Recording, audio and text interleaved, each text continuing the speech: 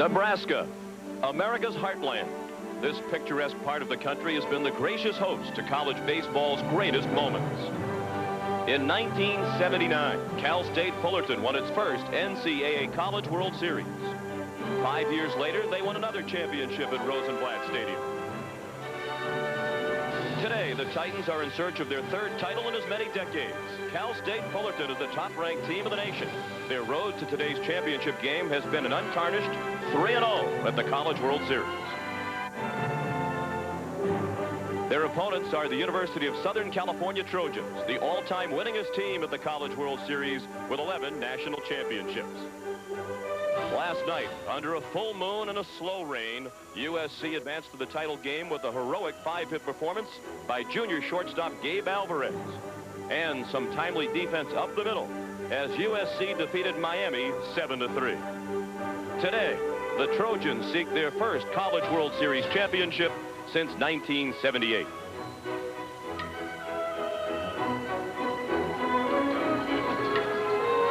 It's a breezy day in Omaha, Nebraska, and a record-setting crowd of nearly 23,000 is expected at Rosenblatt Stadium to watch college baseball's national championship game. Program! 1995 College World Series program! It's your program! And if you live in Southern California, you might not need a program today. The University of Southern California and Cal State Fullerton are only 40 miles apart, and today they meet for the national title on a chilly day in Omaha. 59 degrees as we approach game time. The wind will probably be a factor. It's blowing out to right field at 18 miles per hour and gusting up to 25. Hello, everyone, and welcome. I'm Sean McDonough. It's great to have you with us. Cal State Fullerton is the big favorite here today. They've had the much easier ride through this College World Series. As a matter of fact, USC advanced to this game out of the losers bracket. They lost their first game here in Omaha this year to Miami, but have won 4 in a row, including an elimination game against the Hurricanes last night. While Cal State Fullerton, the #1 team in the country, dominated bracket 2, going 3-0, outscoring the opposition during that time by a margin of 28-6. I'm joined today by Jeff Torborg. And Jeff, as we look at the Titans, the #1 team in the country, it's tough to spot any weaknesses. They're so solid in all aspects of the game. They're just a club that do not beat themselves. And the SC club, on the other hand, have not done very well from the pitching and defensive side, but have gotten here with a record 11 home runs offensively. They're going to have to pick up their defense and pitching to really be competitive today, I believe. That's for sure. The Trojans of Coach Mike Gillespie have made 11 errors in the 5 games here at the College World Series. Their pitching staff ERA is nearly 7, but they're here today contending for the national title against Cal State Fullerton. We're pleased to be joined here in Omaha today by our colleague Michelle Tafoya. Michelle?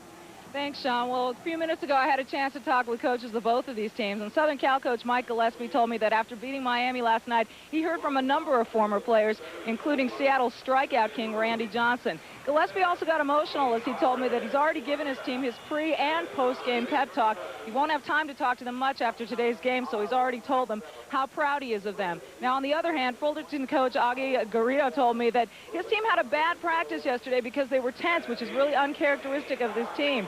So in order to get loosened up today on the bus, they decided to blare some music on the way over. That included the Rolling Stones' Honky Tonk Woman. They want to follow up a bad practice with a good, loose game.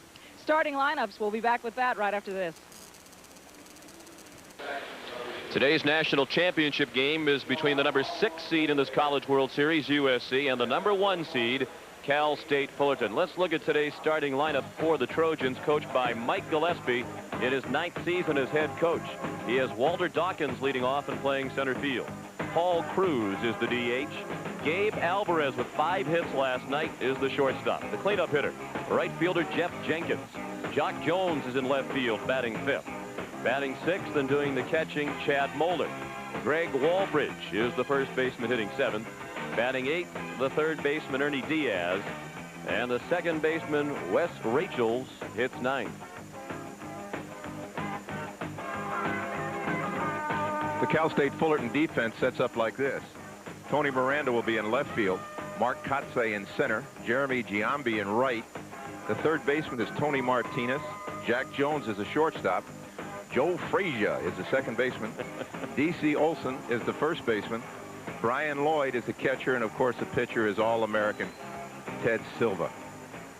And the Titans just now getting ready to take the field. They started seeding the teams at the College World Series in 1988. And since then, no team seeded number 1, 2, or 3 has won the national championship. So Cal State Fullerton is trying to overcome that history this afternoon. There are rules differences between college baseball and the professional game. Here in the college game, they use aluminum bats. You're not allowed to roll block on the bases. Each player wears a double ear flap helmet at the plate, and the use of tobacco products is prohibited. The umpires are Ken Eldridge from Atlanta, Georgia behind the plate. Dale Williams of Signal Hill, California at first. Wade Ford from Austin, Texas at second. Bob Homolka from Salina, Kansas at third. Along the left field line, Rich Fetchett, he's from Trenton, Michigan. And John Bible from Austin, Texas, works the right field line. And these umpires have done a terrific job during this College World Series. It's been a record-setting College World Series in many aspects, particularly offensively. Cal State Fullerton with a chance to set the all-time record for highest batting average in a College World Series. They have hit .385 through their first 3 games, while over 5 games here, USC is at .348. The 8 teams combined have hit .305. That's the highest combined batting average for the field in College World Series history. And against those imposing offensive numbers, the impressive numbers of today's Cal State Fullerton starting pitcher, Ted Silva. Sean, Ted Silva has really had a fantastic year. 17-1 this year. He also has 6 saves to go along with that. He's an All-American. He pitched last Saturday and got blown all over this ballpark early in the game, but he stayed with it, held his club in, and they ended up winning that ball game 6-5. That was against Stanford. Ted leads the nation in wins with 17, 1 more than Ryan Holla of Auburn. And as Jeff mentioned, he's a first-team All-American. By virtually any standard you'd compare these teams, you'd make Cal State Fullerton the favorite today. They would appear to have the pitching advantage. They're a better fielding team, and they certainly match up with USC offensively. Both teams terrific with the bat. Augie Garrido hoping for his 3rd national title. And the championship game is underway. Silva's first pitch to Walter Dawkins is a called strike 1. The USC center fielder hitting .261 in this College World Series. And he's quickly behind in the count. 0-2. Jeff mentioned Silva struggled in his first start against Stanford, the 6-5 win here last Saturday. That's his only prior appearance in this College World Series. He gave up 3 runs in the first inning and settled down thereafter. Ted wound up working 7 1/3 innings in the ball game. Gave up 12 hits and 5 runs, but 3 of those were in the first. And Augie Garrido said he showed a lot of courage in that game. A lot of young men would have been rattled and wouldn't have survived the first. He fought his way through it. Bounce down to third. Tony Martinez to D.C. Olson for the out.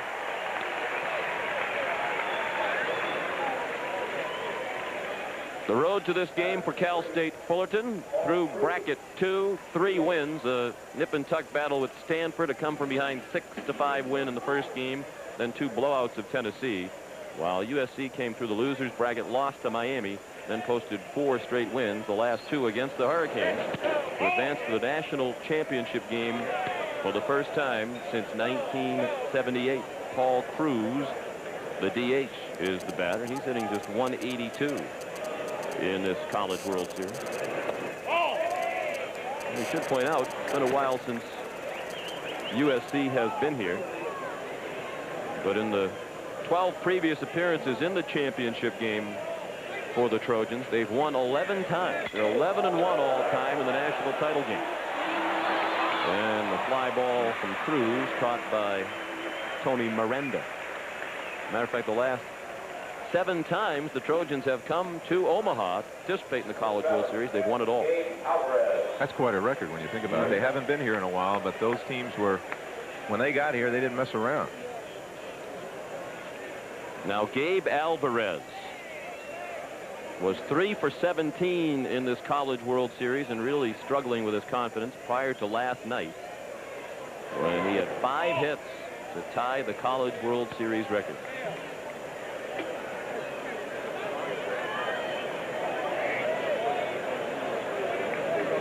Two outs, bases empty, no score in the top of the first. Down to third. Martinez stayed with it. A 1-2-3 first inning for Sylvan. Sharp contrast to his start against Stanford last Saturday. After a half inning, the Trojans nothing, the Titans coming up.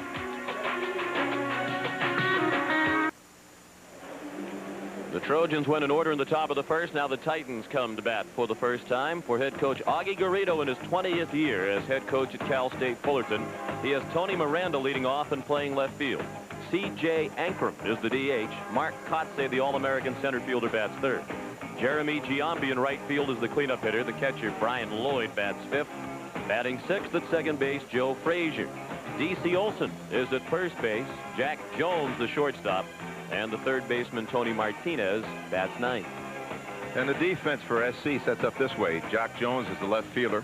Walter Dawkins, the center fielder. All-American Jeff Jenkins will play right field. Ernie Diaz is the third baseman. All-American shortstop Gabe Alvarez. Wes Rachels is the second baseman.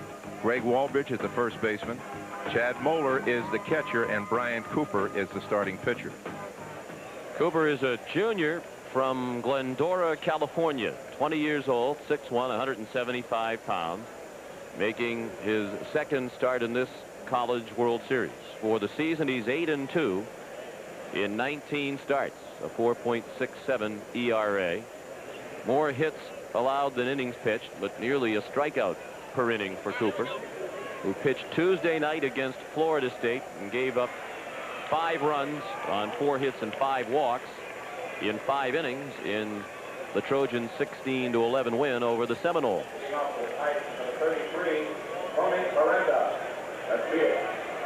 And Tony Miranda digs in to lead off the home half of the first. He's hitting .385 in the College World Series. And the first pitch from Cooper is a strike. The top of the order has been terrific here in the College World Series for the Titans. That trio has combined to hit .516 over 3 games.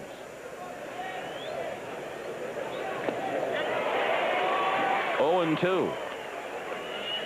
Sean, this is an interesting story. Brian Cooper, only 2 years ago, was a shortstop in junior college, and a very good one. They made him a pitcher. He's only been pitching for 2 years, and here he is starting a College World Series final. It'd be interesting to see how he responds to it. He's really got good stuff. Coach Gillespie thinks he's going to be a future star. Mike told us yesterday his only concern about Brian Cooper is, does he have the confidence right now to pitch in the national championship game? You think Coach Gillespie got a positive answer in that regard in the regionals when Cooper won both of his starts and was the MVP of the West Regional in Fresno, California. He won the first game of the regional and the final game against Long Beach State that got the Trojans back to Omaha for the first time since 1978. I think one other question would be also, he's hard. He throws hard. Fastball is in the 90s and a good slider, but he doesn't have a real good changeup yet. And the 2-2 lined into center by Miranda. But Tony Miranda, the senior from Linwood, California, is aboard as the first base runner of the ball game. And what that does, when you have a guy who likes a fastball like Miranda in the front end of this order, there's a good fastball hitter. That ball is hard out over the plate, and he lines it in the left center field. You have to have, when you've got a good fastball hitting team, you have to be able to change speeds.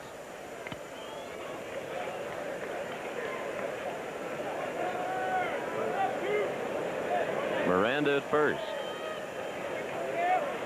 No score in the bottom of the first, and Cooper will work next to C.J. Ankrum, the DH. And the freshman took strike 1. Ankrum platoons as the DH, Robert Matos. And he's hitting .500 in this College World Series. Been up 6 times with 3 hits. And Miranda is back to first. Well, we'll see pretty soon whether Augie Garrido's philosophy of trying to score first in the ball game. He will bunt early at times and hit and run. He doesn't hit and run as much as he likes to bunt, but he'll also try to run his base runners, and Miranda has stolen 19 bases this year. It is a bunt by Ankrum, not very far in front of the plate. The throw to second from Moeller goes into center field. Miranda won't try to go to third. And first and second and nobody out for Cal State Fullerton. Moeller will occasionally make the spectacular play, but he's also prone to the error coming out from behind the plate. He got out from behind that plate in a hurry, and he let that ball fly, and it just tailed on him. He didn't quite get his body closed, but you know, the nerves are going right now, and he jumped on that, knew beforehand that if he had a chance to field the ball, he would try to force the man at second base. Is what you have to do in this game, is think ahead. It's a sacrifice and a fielder's choice. They did not charge Moeller with an error, since the runner didn't try to go to third and probably would have been safe at second anyway. Moeller, as a catcher, has made 15 errors, and that's a bunch. And a long fly ball by Mark Kotsay. At the wall, Dawkins, home run.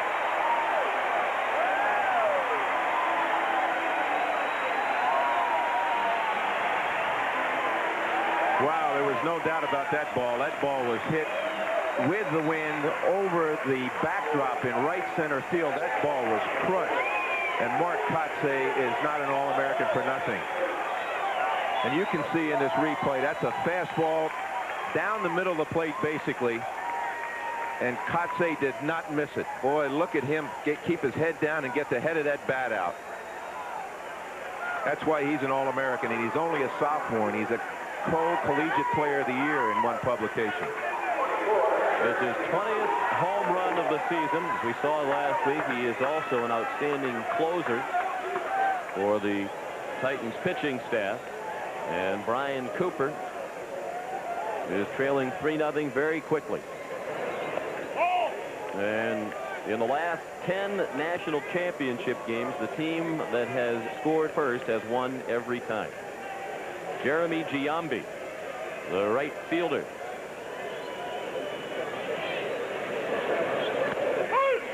And he's up there with a count of 1 ball and 1 strike. Sean, at the top of the show, we were talking about how SC's defense has not been good. And unfortunately, this young pitcher has had to have the defense to be perfect behind him, and he wasn't able to have that done. The catcher, Chad Moeller, couldn't make the play. Trojans should be able to make this play. Dawkins under the fly ball, and Giambi is the first out of the inning. Look at what the Titans have done in the first 3 innings of this College World Series. They're averaging 9.3 runs over the first 3 innings of their 3 games. They've hit .444 and 5 home runs. Do you think Augie Garrido agrees with Earl Weaver? The 3-run home run is a nice weapon. He does now, that's for sure. Augie says he likes to bunt and play for 1 run, as we saw him do, because he believes, especially in pressure situations, it helps to relax your team when you get the lead. And they have a 3-0 lead now in the first inning. Brian Lloyd making a bid to be the MVP of this College World Series. He's hitting .500 through the first 3 games, including a grand slam here Thursday night against the Tennessee Volunteers. He has 2 homers in 3 games, and overall for the year is hitting .364. He's a real team leader for them, too. He's an outstanding catcher, throws well, handles the staff well, blocks the ball in the dirt well. And it's a bonus when you have a catcher that can put some numbers up as he has. Second best numbers on their ball club. Lloyd's a sophomore from Fullerton, California, playing for his hometown university. He's 21 years old. Augie Garrido says he will play in the big leagues someday. You know, it's interesting. Both of these catchers for SC and Cal State Fullerton were hurt last year and have come back from injury. And not to make an excuse for Chad Moeller, but he's come off of knee surgery, and for a catcher that makes it difficult. Fairly well hit to center and helped by the breeze, but Dawkins will play it for the second out. It's a cozy ballpark, and the ball has been flying out of here. 42 home runs now have been hit in this College World Series. That's a record. 332 down the line, 408 to straightaway center, and only 360 to the power rallies. And the fence most of the way around is less than 7 feet high. In straightaway center, it's 10 feet. Would have had to be the green monster from Fenway Park to hold the ball that Kotsay hit to straightaway center. It's 3-0 Fullerton, leading in the first. Actually, it's an opposite start to their game here a week ago on CBS when they fell behind Stanford 3-0 and came back to beat the Cardinals 6-5. Joe Frazier is the batter. The junior second baseman from Huntington Beach, California. Took a fastball, and he's in the hole 0-2. Now, Cooper is really throwing hard. I don't know what the gun reading is exactly, but from this vantage point, you can hear the glove pop, and the ball is really riding through the strike zone. And that fastball missed low and away. 1-2. Coach Gillespie tells us Cooper's fastball is generally between 87 and 90 miles per hour. He described it as the sink and run kind of fastball. Onto the breaking ball, and it's lined to left and caught by Jock Jones. Well, the Titans are off to a 3-0 lead on the home run by Mark Kotsay.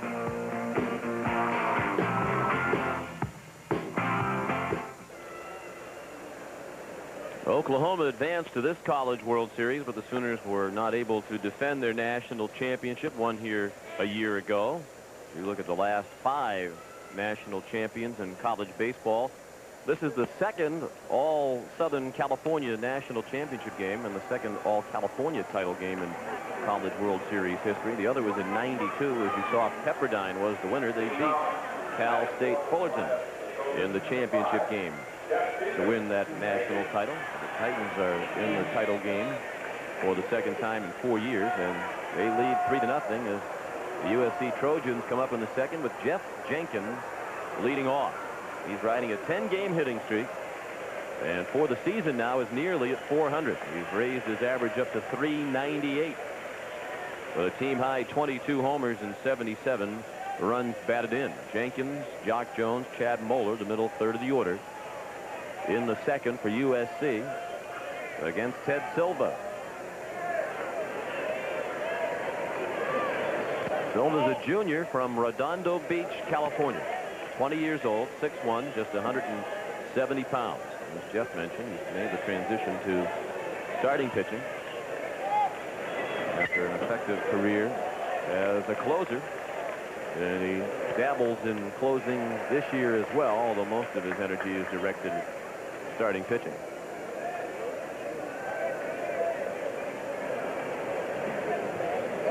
Sean, I want you to take a look at this Jenkins. He gets all the energy he's got, strength in every swing, and he's got a kind of a lift type swing, and he was drafted by Milwaukee, and they have confidence that even though he's not a great big guy, he's got outstanding power. And chop one foul off his foot. Jenkins has been accused of over-swinging. I thought he had an interesting comment about that. He said when you hit a ball 450 feet, you don't hear anything about over-swinging, but when you pop it up, it's, oh, there's that big swing again. And you mentioned his size. He's listed at 6'1", 200 pounds, but Coach Gillespie said he's probably closer to 6 feet or 5'11" and about 185 pounds, but he has tremendous lower body strength. Ball low and in. USC has had great players, 35 first-team All-Americans, 70 big leaguers. But Jenkins has more runs batted in than any of them, and he's second behind Mark McGuire all-time at SC and home run. He pulled that one foul. You know, it's interesting. You talked about lower body. A lot of people don't realize that your legs are really used in hitting as well. And what he reminds me of a little bit is Sadaharu Oh, the great Japanese hitter, had very strong lower body and balanced on those legs and was an outstanding hitter.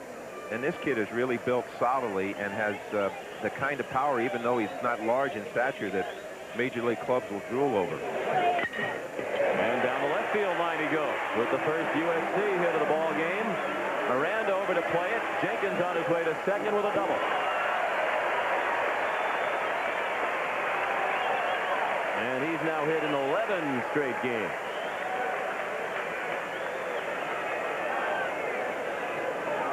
Now here's the pitch. The pitch is on the outer half of the plate. And it might not even be a strike. It might be off the outside. It was. And he just stayed with it, and it's what you say, he took what they gave him there. And, of course, these kids on these two teams know each other very well. They've probably been playing against one another for years because they're in the same neighborhood, so to speak. And Jenkins normally pulls the ball, and he just shot that ball to left field. Good piece of hitting. And now Jock Jones is at the plate. He's had a productive College World Series, batting .364. 8 hits and 22 at-bats, including a home run.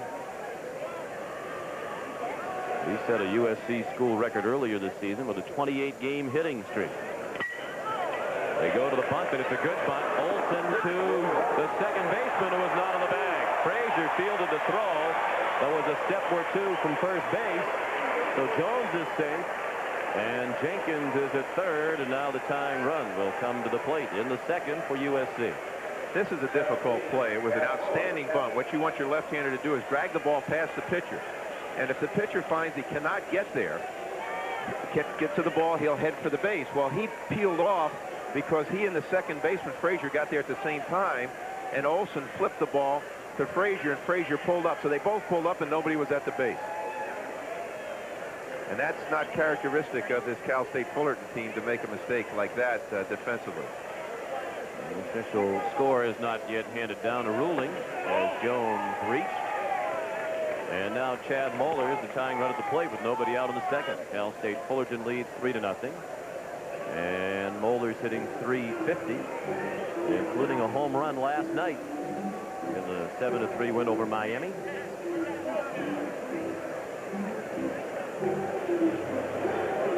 Now this is that play again. Now that's a beautiful bunt. That's past the pitcher. First baseman has to field it. But the first baseman, Olson, didn't quite know who to throw that ball to. Normally in that situation, he would probably throw it to the second baseman covering the base. But Silva was over there so quickly, and right at the last minute, both of them peeled off and didn't go to the base. D.C. Olson, the veteran of this Titan team, the first baseman.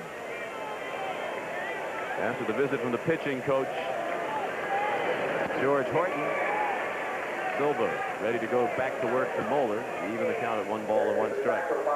They've credited Jones with a sacrifice and charged the first baseman with an error.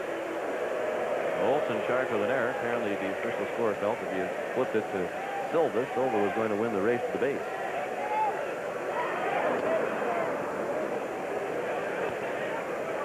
Rare error charged to Cal State Fullerton, just their 7th in their last 16 games. As we noted, USC's made 11 in 5 games here in Omaha. Up the middle and caught by Frazier behind the second base back. Soft line drive that stayed in the air a long time, and Moeller is the first out of the second. That's what you would call a aluminum bat line drive. If that ball had been hit with a wooden bat, that ball was way inside, way in what we call his kitchen. That ball might not have even gone to the dirt. But because it's an aluminum bat and does not break, that ball carried a little bit farther. Now Greg Walbridge, who followed Moeller's home run last night with one of his own. The USC first baseman has hit safely in all 5 games here at the College World Series. And he looks at ball 1, up and away. Walbridge, a sophomore from Long Beach, California, hitting .450 in this College World Series, having gone 9 for 20 with 2 home runs here, including the homer last night against the Canes. Silva would like to get a strikeout here or a double play ball if he can, and he's got a candidate in Walbridge who strikes out a little bit. He's young and still inexperienced, swings the bat well. He's a pretty good hitter, but he's got a hole up and in. We'll see where they go here. They go to first to try to keep Jock Jones close. Jenkins is the runner at third. and Jones at first with one out in the top of the second. Cal State Fullerton leads 3-0 in the national championship game.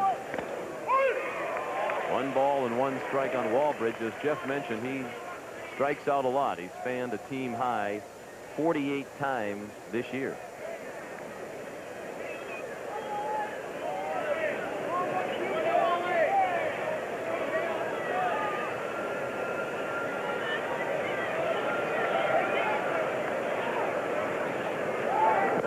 Walbridge will also occasionally hit one out of the ballpark. These two teams met twice during the regular season, each winning on its home field.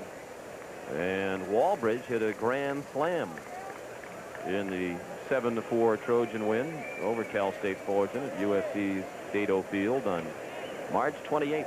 Craig drove in 5 of the 7 runs in that game. Ball just outside. 2 balls and a strike on Walbridge. This is an important inning right now for Silva, because normally when your club scores, you like to shut the other team down immediately.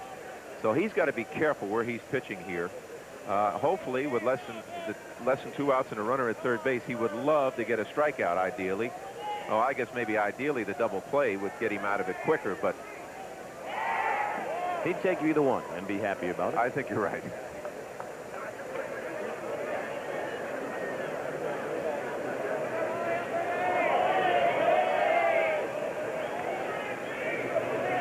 Now the 2-1. Late swing and a foul ball down the left field line.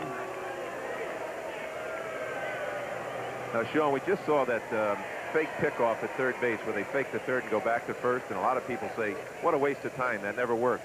But it does work if it's performed properly. Jack McDowell does it as well as anybody I've ever seen. I think Steve Busby years ago with Kansas City was the first I ever saw use it. But if you really make it a good fake to third, it does work. And you mentioned 2 pitchers who pitched in the College World Series. Busby, a graduate or product of USC, and McDowell from Stanford. And you told me when you managed McDowell with the White Sox, he worked that move several times. So those of us who refer to it routinely as the move that never works would have to bite our tongue. Yes, that's right. Besides that, there's a variation. He throws right to third base from it. And Walbridge strikes out. Big strikeout for the second out of the inning. First strikeout of the afternoon for Ted Silva. This was some outstanding pitching. He'd been feeding him real hard stuff. You can see the spin on the ball. That was a slider that he threw down and in. And Walbridge was tuned up to hit the fastball. And you can see this breaking ball went down and in, and he swung over the top of it. That was very good pitching. And Silva now will try to work all the way out of the jam. We had first and third and nobody out. Now it's first and third and 2 down for Ernie Diaz, the third baseman. And a good stop by Lloyd on the pitch well outside and low. Sean, you just made a good point. That was a real good stop, because Lloyd's thinking this situation, the runner at third base, he's looking, he knows what he's called, so he knows where he has to get to block the ball in case it goes in the dirt. And he was ready to roll. And that is so important. That's a value that the catcher has that a lot of people underestimate. We saw that Diaz only has 3 hits in the College World Series, but 2 of them have been home runs. And Coach Gillespie told us he has deceptive power for a player of his size, just 5'9", and that's probably stretching it a bit. 165 pounds. A junior from Montrose, California. And there's a deep drive to left, right on cue, and gone. Ernie Diaz with a 3-run homer. And the Trojans pull even with the Titans and Ted Silva. It's 3-3. I was just about to say before he hit that ball that one of the things you really have to be careful of in a situation like that is you got the 2 big outs. You cannot relax. And I'm not saying he relaxed, but he hung a ball right in the middle of the plate here. And here it comes. You can see it just spinning in the middle of the plate. It was a breaking ball, and Diaz did not miss it. That's the danger of a slider at times, because if a guy's throwing real hard and a hitter is really keyed up to get to the fastball and he throws a slider, it's a little slower, and if it just spins in the middle of the plate, what you've done is speed the hitter's bat up. This championship game is starting in keeping with the theme of this College World Series. offense has been the story throughout. And CBS Sports coverage of the 1995 College World Series will continue after this message and a word from your local station.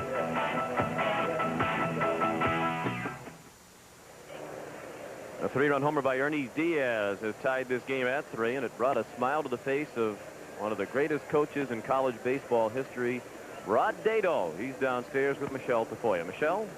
You said it, Sean. 11 championships in 44 years, and but you said you started when you were 10 years old, right? 10 years old, yes. 10 years old. But actually, you know, the national championships didn't start quite back then. It really just started in 1947. Did you have any words of advice for Mike Gillespie and his team today? Yes, indeed. We said we came here to win. It's like Mark Antony said to Cleopatra, I didn't come here to pay. So I had to go home, came back again, and I said I did not come just to see one game. It was 2 games. Well, you got your second game. What do you like about this SC team? Well, they really have been a cohesive bunch, and they're getting that Trojan spirit that we talk about so much that you know something about. And I think this team has got that. There's a real charisma there, and just like just now, Mike Gillespie showed me a cable he got from Steve Busby. It said Trojans never get beat, Steve Busby. And Steve pitched for me when we won this some while back. But that's the kind of spirit we've always had. And this team is getting that now. And your legacy lives strong at SC. You're still involved. Thanks so much for your time, sir. Well, thank you, Michelle, and nice to see you. Sean? And Coach won't be as happy as he was moments ago as D.C. Olson leads off the second with a bounding ball single through the left side. That's the 3rd hit for Cal State Fullerton. You'd have to say, Jeff, he's the greatest college baseball coach of all time. Rod Dado, as we mentioned, far more national championships for USC than any other school. Arizona State is second all time with 5 national titles. They won their first title in 1948. The most recent in 1978. They won 5 in a row, 70 through 74. Players like Dave Kingman, Steve Busby, Fred Lynn, Roy Smalley, Rich Dower, Steve Kemp. More wins in the College World Series than any other program. Texas #2 all time with 64. And what a delightful guy Rod Dado is. The field is named for him at USC. He's now 80 years old. He's the greatest ambassador of college baseball that you could possibly have. You know, he's an outstanding coach and has been involved in all aspects of the game, international play. And when I was playing with the Dodgers and the Angels out in the West Coast, I would see Rod all the time. He just loves the game and just so happy to talk about it. And he was funny last night when he was on the ESPN telecast of the Trojans win over Miami. He was asked what the director of baseball emeritus at USC does. He says, I really don't do anything. I just get into the games for free. Jack Jones, the batter. In the bottom of the second, see if Augie Garrido goes back to the bunt, as is his custom, and he does. And it's a good bunt. All these guys bunt well, and it turns into a bonus as the fielding problems for USC continue. Walbridge commits the 12th Trojan error in this their 6th game here in Omaha. Well, here's another very good bunt. Walbridge fields the bunt. He gets a little excited. He comes up real quick, and the ball's in his glove, and it kind of flips out. He comes up so quickly, kind of took his eye off the ball after he had it in the glove. But you have to stay with the ball and stay together and almost reach in with your bare hand and make sure you're ready to play it. But, boy, when you put the ball on the ground, anything can happen. You can see he looked away from where he was going to field the ball and looked at the runner. And the ball flipped out of his glove. All 3 times that these 2 teams here in the first 2 innings have tried to bunt a runner along. The man laying down the bunt has reached. And the first 2 times, the bunter scored on a 3-run homer. Now Martinez drops down a bunt. Cooper goes to first. Makes the sure out. He might have had a play at third on D.C. Olson, who doesn't run particularly well. And finally, a bunter is thrown out. It's a sacrifice for Martinez, and now second and third for the Titans with 1 out in the second in a 3-3 game. You called that right on the money, though. You got to make sure of 1 here. Here's another very good bunch. You can see that this team plays very good. This is Cal State Fullerton, very good inside baseball. When we were talking to their players earlier, they said that everybody in the lineup has to be able to bunt and do the little things to win, and that's how they play. Now they have 2 runners in scoring position as a result of 2 bunts. And the top of the order, Tony Miranda hits a ground ball to short. Alvarez throws him out, but the run scores. Olson's in from third, and the Titans are quickly back on top at 4-3. Now, as a result of those bunts, the SC infield had to play backward, runners at second, third. They don't want to give up a big inning. So all that Cal State Fullerton was thinking about at that time, if they're going to give me a ground ball run, I'll try to hit the ball on the ground. And that's what they did, and they got the run.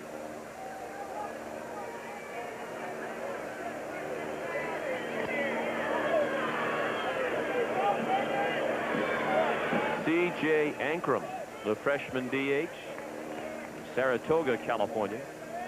Tried to lay down a sacrifice bunt and reached when the catcher Moeller threw it in the center field. He scored on the 3-run homer by Mark Kotsay in the bottom of the first. Ernie Diaz hit a 3-run homer for USC at the top of the second, but now Cal State Fullerton has pushed the run across to reclaim the lead. Christian John Ankrum, the hitter, and Cooper could have helped himself but couldn't field it. The former junior college shortstop did not get the glove on the comebacker from Ankrum, who has a base hit and an RBI, and the Titans lead by 2. Now here's the pitch, which is a good downer breaking ball. It's hit right back through the middle, and Brian Cooper kind of fell off to the left side of the mound, and the ball went back to his right just a little bit. It's really easy to sit up here and criticize that when you're only 60 foot 6 inches away from home plate, and that ball comes back pretty quickly. But there were your bunts. There was what happens when you give extra outs in an inning. And they moved runners around, and they just manufactured 2 runs. I mentioned this has been a record-setting College World Series in terms of offense. Mark Kotsay, the batter, he had a 3-run homer in the first. In the CWS, 72 of the 163 runs that have been scored have scored in the first 2 innings. 44% of all the scoring in this World Series has come in the first 2 innings.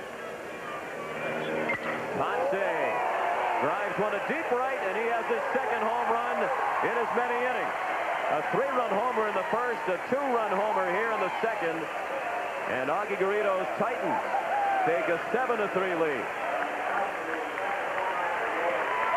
Wow, he makes it look easy. He goes up there like he's playing in his backyard, just hitting the ball out of the ballpark. Here's the pitch from Cooper.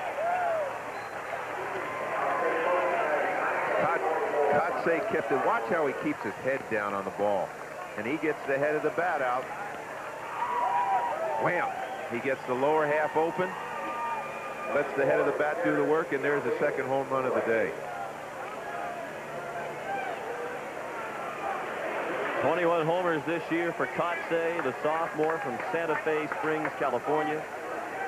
Driven in 5 of the 7 runs in 2 innings. All 4 runs this inning unearned as a result of the error by the first baseman. And the Titans have their largest lead. 7-3 the score. Jeremy Giambi, 7th batter of the inning. He made the first out of the first inning with a fly ball to center.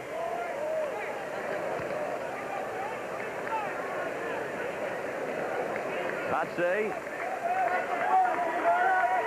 the co-national player of the year, selected by Collegiate Baseball magazine with Tennessee's Todd Helton, who performed in this College World Series. Giambi down the left field line. And he'll stop at first with a 2-out single. Well, they're doing damage to Brian Cooper. Some of it not of his own doing, but there is action for the first time today in the USC bullpen. Here's another real good piece of hitting. The ball is not a strike. It's on the outside part of the plate, and he just shoots the ball the other way. Now, that is really good hitting. That ball might have been 4 or 5 inches outside. Now, that is real selective hitting. I'll tell you, this Cal State Fullerton team is really a very selective team hitting-wise, but they're relentless. They just keep coming at you and put real tough at-bats on you. For the season, they're hitting .336 entering today. Lloyd tries a surprise bunt, and Diaz got him on a close play at first. Lloyd was stumbling over the bag, but he gets up quickly. 4 runs in the second for Cal State Fullerton. They lead by 4.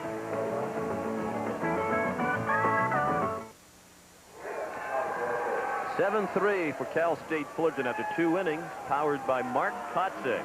who had a 3-run homer in the first with nobody out, his 20th of the year. A mammoth towering drive over everything, including the backdrop, just to the right field side of center. And then in the second, with a man aboard, a line drive homer.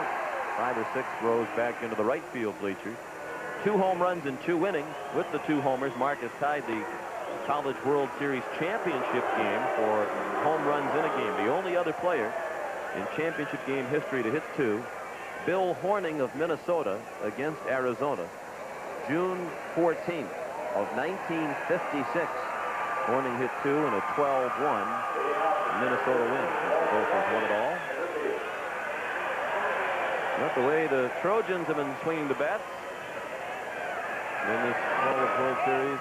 The 4-run deficit isn't all that intimidating. At the top of the order, up against Ted Silva in the third, Walter Dawkins started the ball game with a ground ball to third base. Paul Cruz, Gabe Alvarez scheduled to follow. Dawkins to right and pretty well hit. Giambi running out of room. This ball is flying out of here today. Dawkins with the home run. His 9th of the season. And it's 7-4. 4 home runs already in this game. And we're only in the top of the third with nobody out. Sean, it looks like these guys are using golf clubs the way these balls are going out of here. Now, normally Dawkins is a pull hitter. He just got the head of the bat out on the ball in the outer part of the plate and just drove it right on out of the ballpark to right field.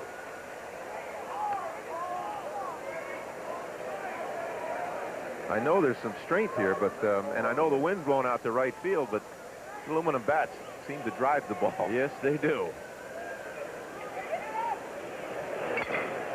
45 homers in this College World Series. The record-setting total continues to grow as these 2 teams have combined for 4 already. Paul Cruz out on the fly ball to center. He's 0 for 2 today and is the first out of the third. With the home run by Dawkins, 8 different USC players have hit a home run in this College World Series. Trojans have set the team record with 13. Gabe Alvarez. He had 5 hits last night. Bounced to third in his first at bat today. That tied the record for hits in a College World Series game.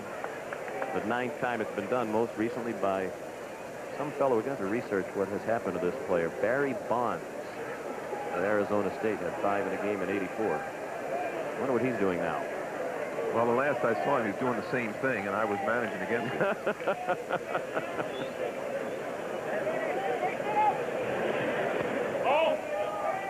2-0 the count on Alvarez. And Silva visited at the mound by his battery mate, Brian Lloyd. Ted pitched the first 9-inning no-hitter in the 31-year history of Cal State Fullerton baseball this season. April 23rd against Pacific. Had a perfect game, 2 outs into the 8th inning, and he issued a walk. Completed the no-hitter with just the 1 walk and 11 strikeouts. One of his 17 wins this year. In the air in right center and up into the breeze, but Kotsay has room just in front of the wall. That looked like a routine fly ball when it left the bat, and it made it to the middle of the warning track.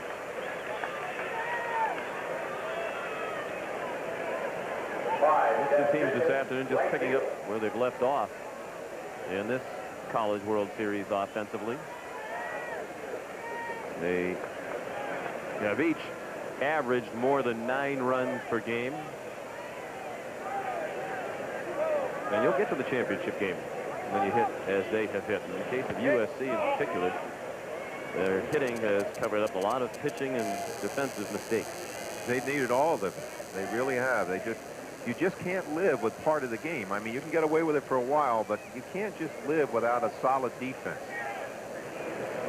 Now Jeff Jenkins, who, as Jeff mentioned, was the first-round pick of the Brewers last week. Milwaukee used the 9th pick in the entire draft to select Jenkins. He's a first-team All-American this season. And he drives one to deep right. That ball is going to be way out of here. Over everything.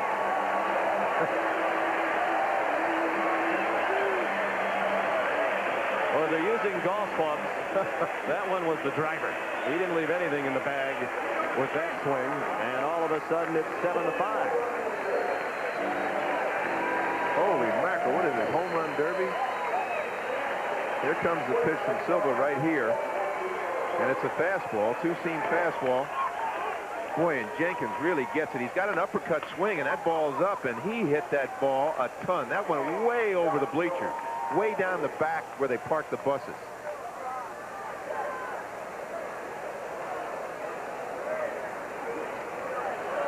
Jeff Jenkins with his 23rd home run of the season. His second hit, he doubled and scored last inning. 4 hits now for the Trojans, all of them extra base hits surrendered by Silva.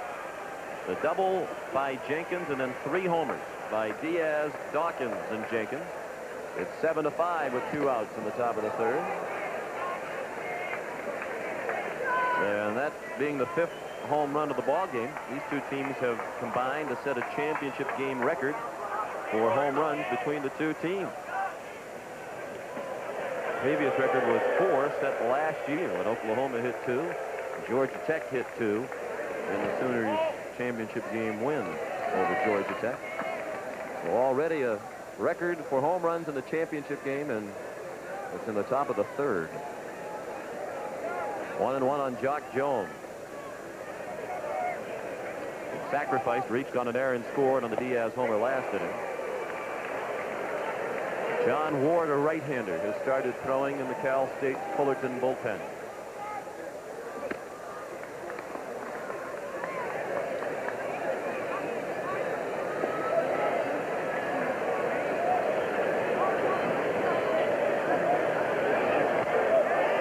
Check swing, no swing, says third base umpire Bob Homolka. It's a high fastball, and well, it was a good call. The head of the bat, he held the head of the bat back, but the catcher, young Brian Lloyd, asked the wrong umpire for the call. He cast down first base line rather than third base, and if you take a while, they will not call it.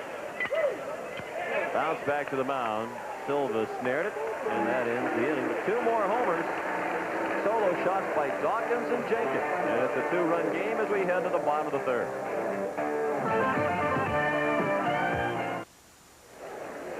Five home runs already. Cal State Fullerton comes to bat in the 3rd, leading by 2. Let's join Michelle Tafoya. Thanks, Sean. I'm standing by with NCAA Executive Director Cedric Dempsey, and this has been quite a series, and just today it's been sort of a representation of that. 5 home runs already. Are you getting more than you expected? Well, if you like offensive baseball, Michelle, this is it. This reminds me when I used to be at Arizona, we used to call this Sunday afternoon in the Pac-6 because both clubs have great offensive power, and I'm sure this is going to be a double-digit game before it's over with. The series has grown so much. Talk a little bit about the growth and how big you expect it to get.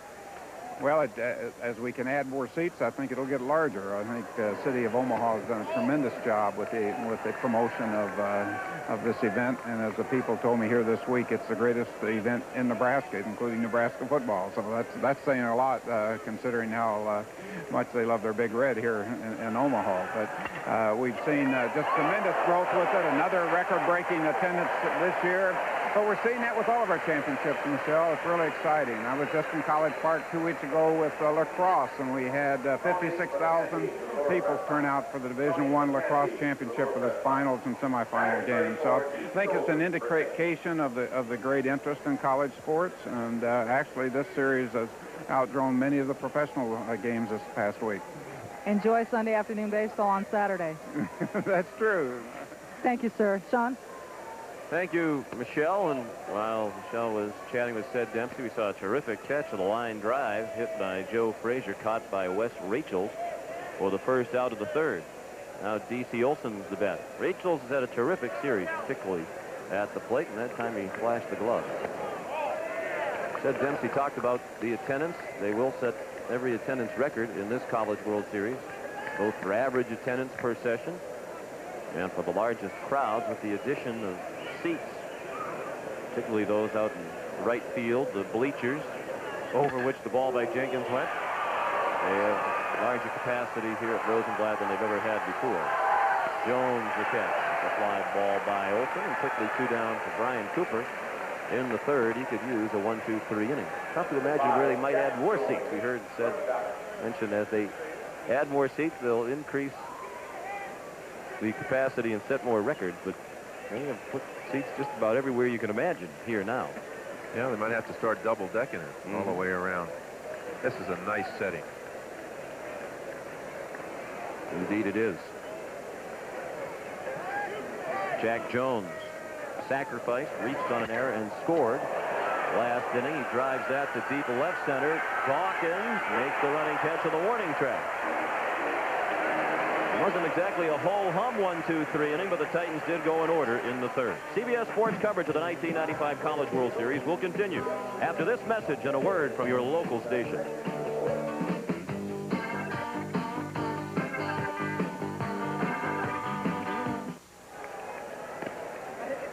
7-5 in favor of the #1 team in the country, Cal State Fullerton, here in breezy Omaha. As we head to the 4th inning, Sean McDonough with Jeff Torborg. We talked about all the improvements in this ballpark, and you can see that we do not exactly have spacious, glamorous accommodations that top the screen, but next year there'll be a brand new $3 million press box here, and then it will be impossible to find any flaw in Rosenblatt Stadium. This is a terrific facility, not only the home of the World Series, but also the home of the Omaha Royals, Kansas City's AAA team.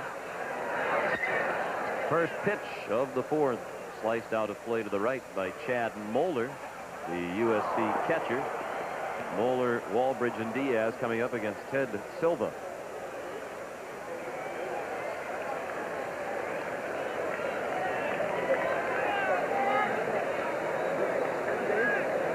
Sophomore from Upland, California.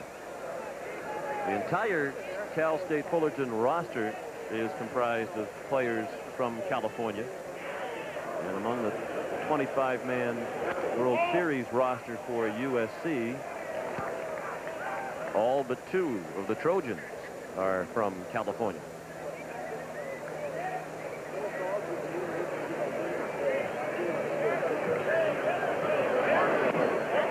Swing and a miss by Moeller. As Jeff mentioned, is bouncing back from injuries, not only the reconstructive knee surgery that he had last April, but he came to USC as a highly recruited player. In his first fall baseball season, broke his left hand. He missed fall practice, then he came back in the spring last April, went out for the year with reconstructive knee surgery, got only 55 at bats. Then he missed the entire summer, and he would have played in the Cape Cod League, recovering from the knee surgery.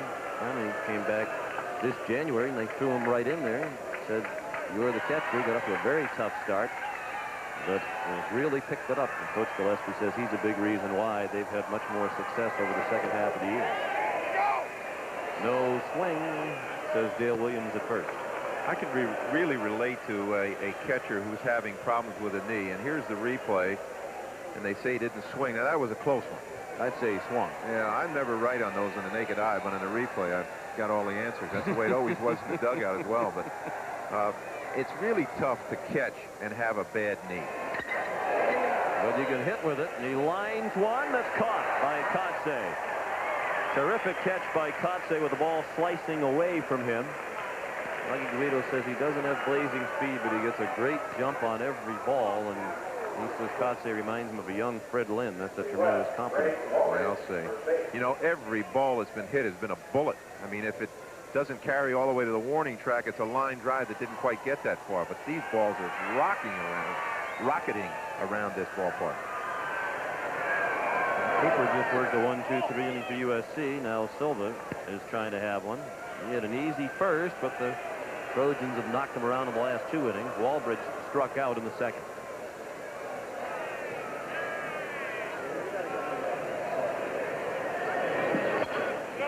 Cal State Fullerton leads 7-5 in the top of the 4th. And not exactly a perfect day to get the ice cream at the concession stand with it 59 degrees at game time. But ice cream is never a bad call, actually. I have to agree with that. We've proven that, actually, in the 2 weeks we've been here. In right field, the catch made by Giambi. 2 down. Coming up following the ball game, CBS Sports takes you to Potomac, Maryland for live third-round coverage of the Kemper Open, where Davis Love III has the lead after 2 rounds by 2 shots over Scott Hoke. It's the Kemper Open next on CBS Sports. Ernie Diaz has got the Trojans on the board with his 3-run homer in the second. And he looked at strike 1. He's in his first year at USC as a transfer from Los Angeles City College. And he wasn't expected to be a big part of the team this year. They had Derek Brown, a highly recruited freshman, as the starting third baseman when the year began, but Brown suffered a badly sprained ankle. He's been out of action for several weeks. Diaz took over and has been a pleasant surprise. Ernie has been trying to find some playing time at second base as a DH, as a pinch hitter. Bounced around, but now he's the starting third baseman.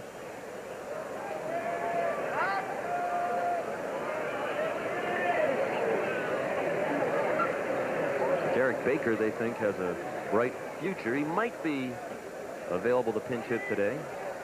He has seen some pinch hitting duty lately, but he really hasn't been able to play in Baker's absence. Has been a blow, but not a big one, because Diaz has played so well. 1-2-3 inning, and Silva has his second strikeout.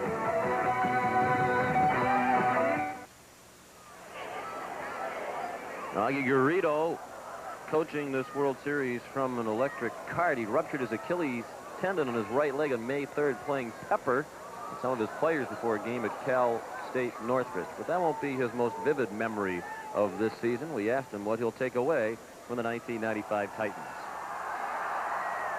The most amazing thing that this has happened here is what I've learned from the players, and what in the process of watching them when there's no expectation level for the players, and young people are able to exercise on their own talent, their own knowledge, their own ability, what can be accomplished. And I think they've given me a new definition of teamwork. That was interesting when we have chatted with Augie these 2 weeks. He admits that he's very philosophical by nature. He says there's a fine line between what I say and what I believe in baloney, to use a nice word. But his players believe in it, and he believes in it. And when you see this team in action, you know that it's more than a cliche. So much of what they are accomplishing has been accomplished because of their teamwork and terrific chemistry. Well, I believe in that. You talk about attitude and chemistry. You don't realize how important chemistry is, so you don't have it. But his kids, they believe so much, and no one expected them to be here this year. This is supposedly a building year for them. He was asked about that after the win the other night that got them into the championship game. He said, how do you explain this was supposed to be a rebuilding year, and here you are in the national championship? He said, we rebuild fast.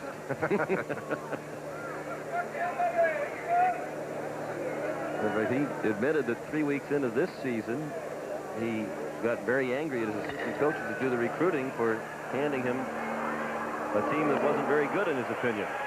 Martinez out on the ground ball to short. The throw from Alvarez was high, but Walbridge came down with it. Of course, Augie has changed his attitude about the abilities of this group of Titans. This was a real nice play. Alvarez stayed with that ball. That ball came up, and then he threw it high. And Walbridge made a nice play standing with the ball and then being able to come down on the base. That was a real nice play on both ends of that. Well, the pitchers seem to be settling down now.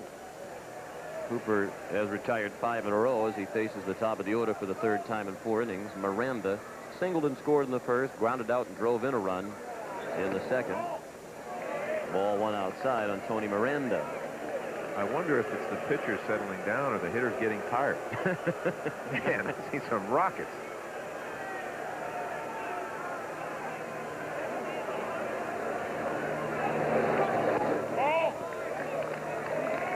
Ball 2, 2-0. Brian Cooper, sociology major at USC. 4th round pick of the California Angels last week. He was the first player selected in the 4th round. Last year at junior college, He was drafted in the 39th round by Philadelphia, but chose not to sign.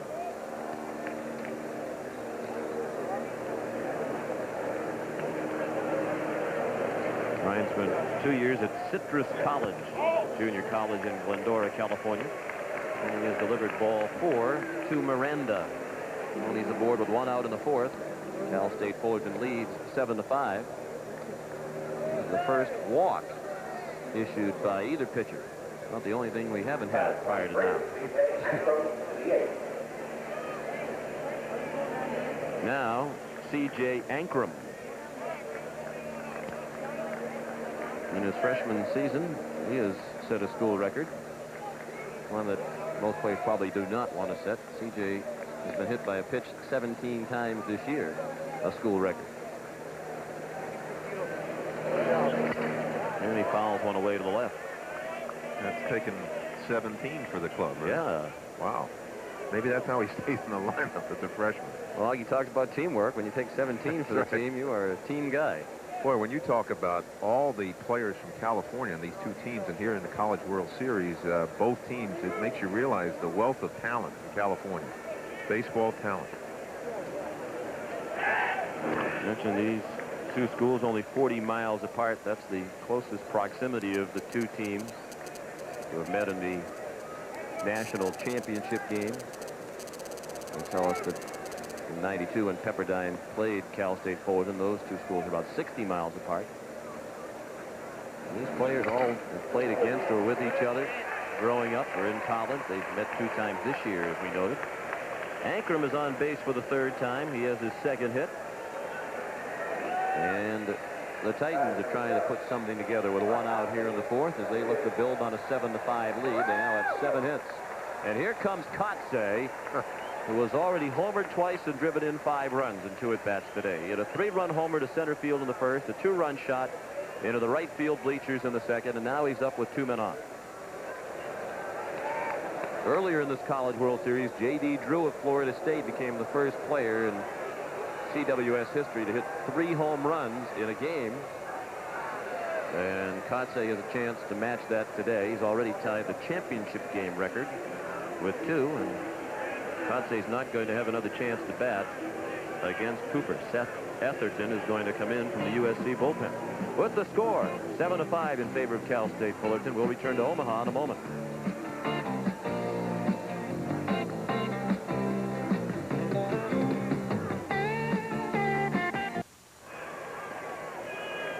Welcome back to the College World Series, the national championship game. Cal State Fullerton at bat in the 4th inning, leading 7-5, and Seth Etherton is the new pitcher. He's 2-4 overall in 12 games this season. 7 of them were starts, and he's given up 41 hits in 38 innings and more walks than strikeouts. 26 walks, 25 Ks. He has the unenviable task of coming in with the runners at 1st and 2nd to face Mark Kotsay, who is now among the all-time leaders in batting average in College World Series history. He's at .643 with his 2 for 2 today, this year at the College World Series. Only Jim Morris of Notre Dame in 1957 has posted a higher batting average. We should point out that's not the same Jim Morris who's the coach at Miami now. Miranda at 2nd, Ankrum at 1st. Kotsay is homered twice and knocked in 5 runs. He did that in the first 2 innings. He took ball 1 that bounced in front of the plate. Well, he's not going to hit that one out of the ballpark. No. Now, I was wondering, you know, first of all, bringing a freshman into a situation in the College World Series is tough enough. Bring him in against a guy that's already hit 2 home runs and driven in 5 runs in his first 2 at-bats. But they say that Etherton is really starting to come around. His arm strength is coming. He's got a better than average fastball. His numbers were not good this year, but he's got a good live arm. And Kotsay sliced one foul. Kotsay has already tied the record for most runs batted in the championship game, and the College World Series record for runs batted in any game is 7, shared by 3 players, including Kotsay, who had 7 runs batted in the game here last year. Now, I wonder what Mike Gillespie said to this young man when he brought him in. Now, he's got a good curveball and a changeup. You wonder if you told him what to throw in this situation. I know he calls the pitches from the dugout, but Be interesting what he said, to hear what he said. I try to convince him that's not the same Mark Kotsay at the plate who was batting earlier. It's a guy with the same name, but it's not the same guy. All you can say to the kid is, now the percentages are working in your favor.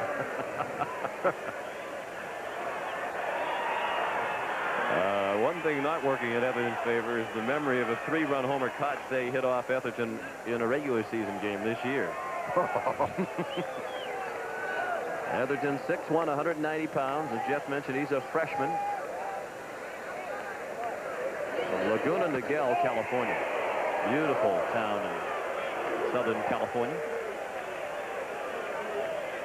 Just missed with that pitch on the outside part of the plate. Tried to freeze him out away from it.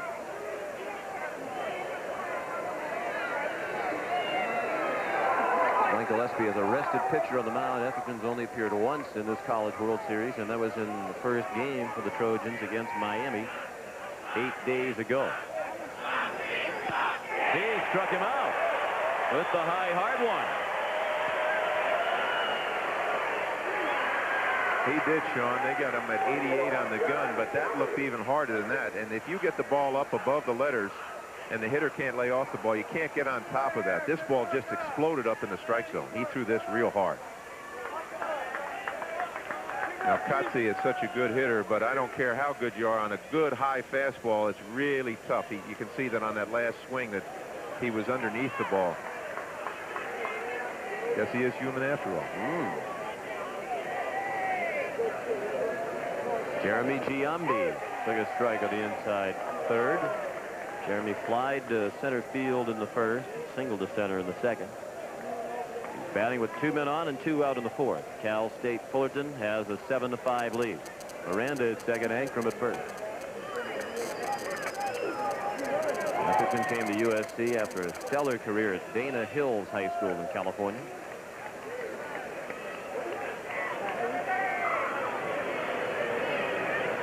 He was a USA Today second team all USA selection in high school last year.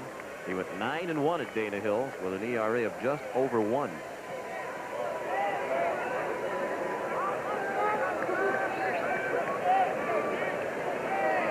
Well, he just threw his first off-speed pitch. That was a change, a straight change. It was up in the zone. He better not get it up there again. Down the left field line and slicing foul. Not by much, just a few feet as it landed in the bullpen.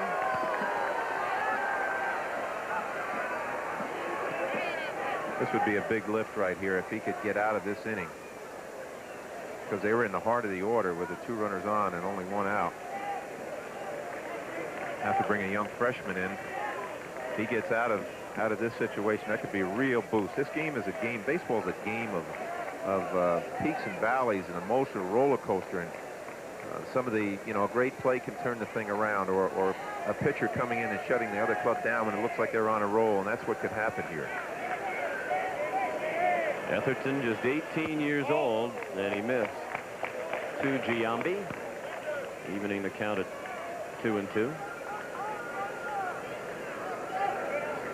Seth is the cousin of former big league pitcher, knuckleballer Charlie Huff.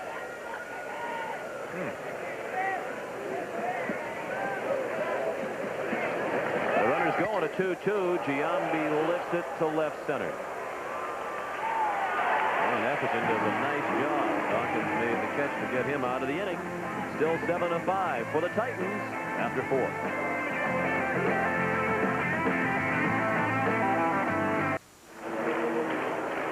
After a tremendous start, the bats have quieted down a bit as we head to the 5th. Still 7-5 for the Titans, and let's rejoin Michelle Tafoya.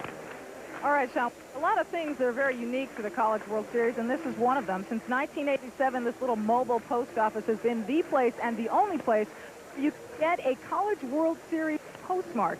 They've been postmarking postcards and envelopes. They think they've sold over 3,000 of the postcards alone. So I got into the act, and mine are going in the mail today, Sean. All right. We'll look forward to receiving them. Those are collector's items.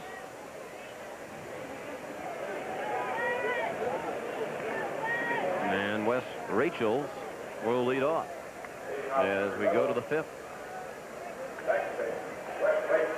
The Trojans have Rachels in the top of the order. Dawkins and Cruz coming up against Ted Silva. Rachels, as we mentioned, has had a terrific College World Series offensively. He lined the center in the second. He's hit safely in all 5 games, and he's had 23 plate appearances here in Omaha and has reached base safely 15 times. On-base percentage of .652. This is a guy who was in a 3-way battle to be the starting second baseman for much of the year with Ernie Diaz and Ryan Stromsborg. Rachels finally got a chance for more than a couple of days at a time. He took advantage of it, particularly here at the World Series. Invariably, you see that in the regionals or World Series. Somebody steps up who hasn't been a star all year long.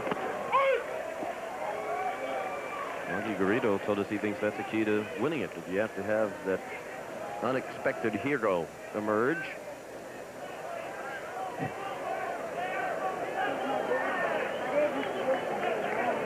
Among Rachel's successes in this World Series, his first home run of his USC career.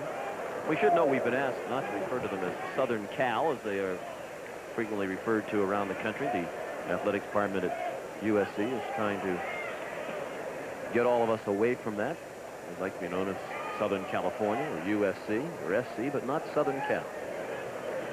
So around the country, don't call them Southern Cal anymore. And Rachels is out. First out for Southern Cal. Here in the 5th. Jack Jones threw him out. Here's the top of the order for USC. Unlike any of us. Would you like to be called what you'd like to be called? That's right. That's right. Walter Dawkins, the batter. He's bounced to third and hit a solo homer.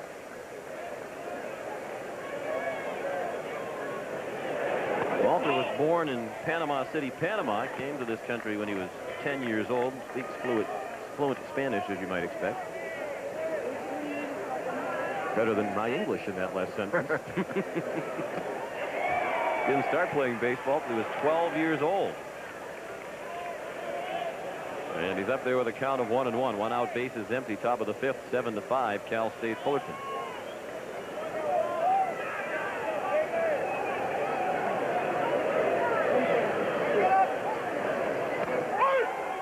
Silva, as we mentioned, 17-1. I bet he's worn that same hat for all 17 victories this year. It looks like it, doesn't it? It's got some mileage on it, doesn't it? I'll tell you, baseball people are more superstitious than anybody I've ever met, and I lead the way. Oh boy, when we got on winning streaks, I almost died wearing a rubber jacket one time. We started out this streak in cold weather, finished up in about 95-degree weather at Fenway Park, and I had to stand next to the water fountain because I kept having a radiator overheat. My glasses were fogging up, but we were winning. I couldn't take that jacket off.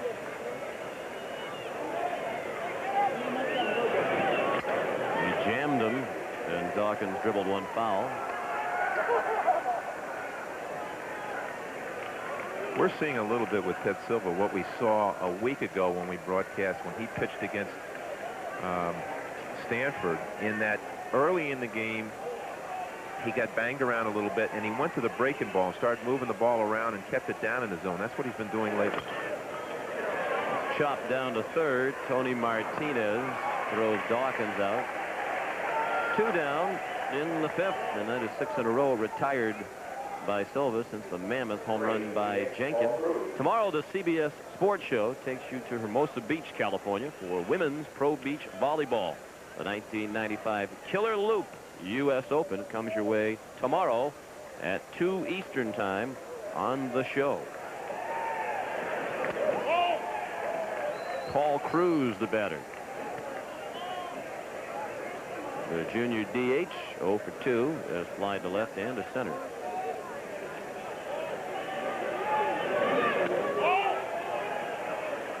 Paul's in his first year at USC. He's a junior college transfer from Glendale Community College in Arizona, where he pitched and played in the outfield. Pretty well hit to center. Kotsay makes the catch. Another 1-2-3 inning for Silva. CBS Sports coverage of the 1995 College World Series will continue after this message and a word from your local station.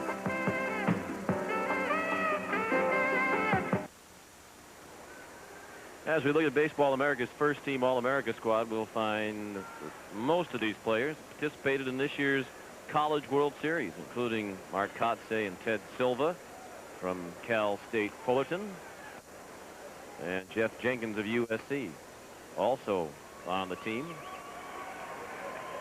Darren Erstad, the first player in the entire draft, selected last week. For 19, Brian Lloyd. Catcher.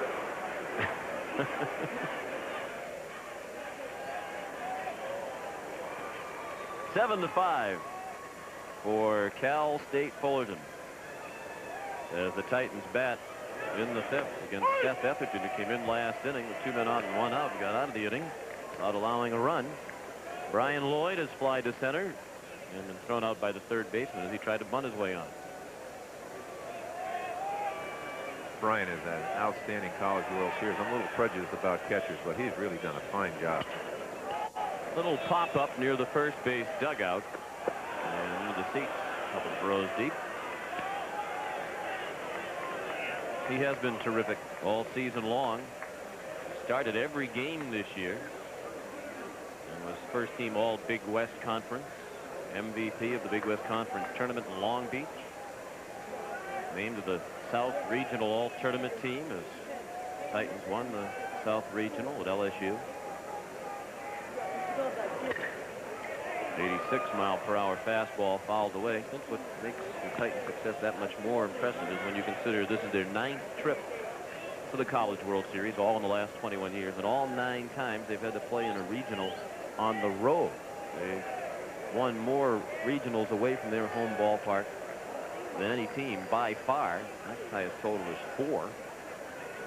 And really, that's because they're winning with a substandard facility relative to the other top programs around the country. They do have a new field, Titan Field, that was dedicated in 1992, but they didn't really finish the job when they built it. It doesn't really have adequate locker room facilities and offices and concession stands. That makes the job of what Augie's done look even bigger, doesn't it? And that's why he left.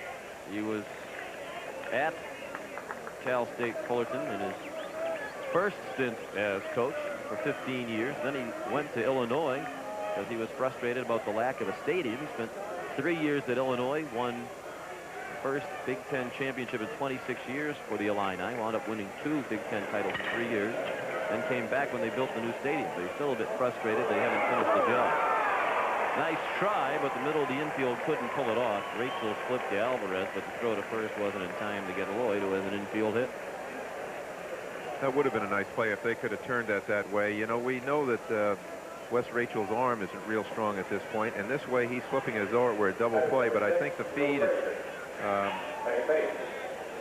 Court gave just a little by surprise. It was kind of behind him and he couldn't get his body close, but that would have been a super play if they had made it.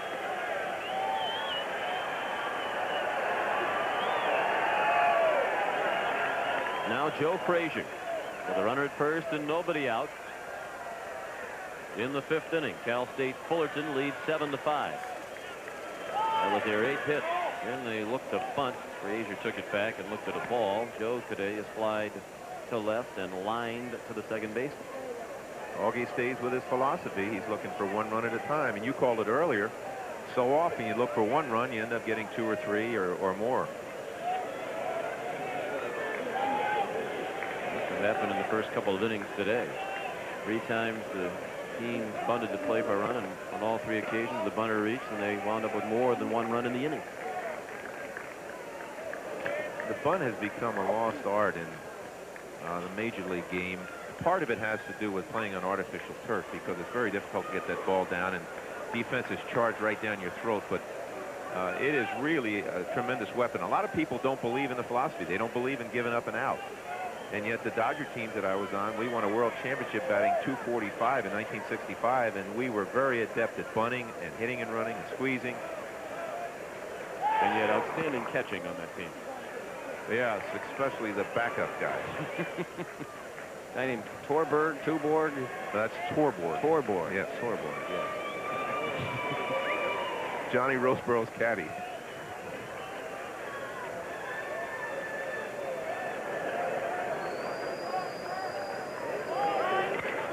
Bunted along the first base line. Terrific bunt. Ballbridge goes to Rachel for the out. Sacrifice. 3-4. Lloyd's in scoring position with 1 out in the 5th. The Titans looking to add to their 7-5 lead. This is an excellent bunt, right on the edge of the grass, and it also is a very good play by Walbridge, the first baseman. Very often this play can be difficult because with a ball that close to the line, when the fielder comes up to throw, he's throwing from right behind the runner, and you can almost hit him, or it can be a deflection type of thing. But that was a nice play on both sides. Good bunt, good defensive play. Now D.C. Olson. The gray beard of this Cal State Fullerton team. Look, ball 1 in the dirt. Good block by Moeller. That bounced well out in front of the plate. Olson looks like a tough guy. I mean, he is built, he's big, he's strong, and he's a senior, and you don't think much about what he's been doing, but he quietly is second in their ball club in home runs, 3rd in RBIs, and he's had an outstanding World Series. Including the 1 for 2 today, the single and run scored in the 2nd. 23 years old, senior from Fullerton. Lifts that up into the breeze and right, and Jenkins right up against the wall made the catch. A ball that looked to be a routine fly that pushed all the way to the wall. Lloyd tagged and moved to 3rd. He's there with 2 down. I'll tell you, if you're sitting or standing in either of those 2 dugouts, any time the ball goes in the air, especially the right field, you have to hold your breath. Breeze at 18 miles per hour, gusting up to 25. There have been 5 home runs in this game already, if you're just tuning in. Neither team has scored since the top of the 3rd when the Trojans got 2 to cut the 7-3 deficit to 7-5. Now Jack Jones, the shortstop. He looked at a strike. Jones, sophomore from Modesto, California, 20 years old. Was the starting shortstop last year as a freshman, hit only 180. Raised his average more than 100 points this year. Did get out of the way of the fastball from Seth Etherton. Wow, that ball had some hair on it. He threw that ball, and it just missed that front elbow. I think he thought he got hit with that afterwards, but he was waiting for it to hurt. Now that'll set everything up on the outside part of the plate now. If Etherton can go outside, Jones will have a little bit of problem handling the ball away from him, I would think. He turned the bunt. He did go away, and Etherton nipped the corner 1-2. We hear the adage so many times about college pitchers. Because of the aluminum bats, the theory is, they're afraid to pitch inside, and even when they move into the professional ranks with the wooden bats, they're so accustomed to pitching away, away, away all the time that the guys who come out of college don't pitch inside. In your experience professionally, did you find that to be true of a college pitcher? I really did, and I see a lot more breaking ball pitchers than you used to see. But I'll tell you, I've seen some good arms here who they've thrown the ball well, the clubs that we have seen. My son, who pitched at the University of North Carolina and went on to pitch 4 years in the minor leagues, his name was Doug, was a left-handed pitcher, and found out the first time he started facing wooden bats in the Cape Cod Summer League, couldn't believe how he's breaking bats and he could pitch inside. It was, you know, something new to him. And probably a delightful experience as far as he was concerned. Yes, it was something, a revelation, he said. I didn't realize you could do that. Plus, where else would you rather be in the summertime than on Cape Cod in beautiful Massachusetts?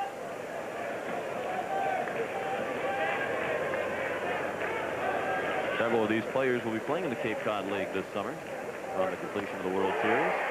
Jones strikes out, and the Titans leave a runner at 3rd. After 5, 7-5, Cal State Fullerton.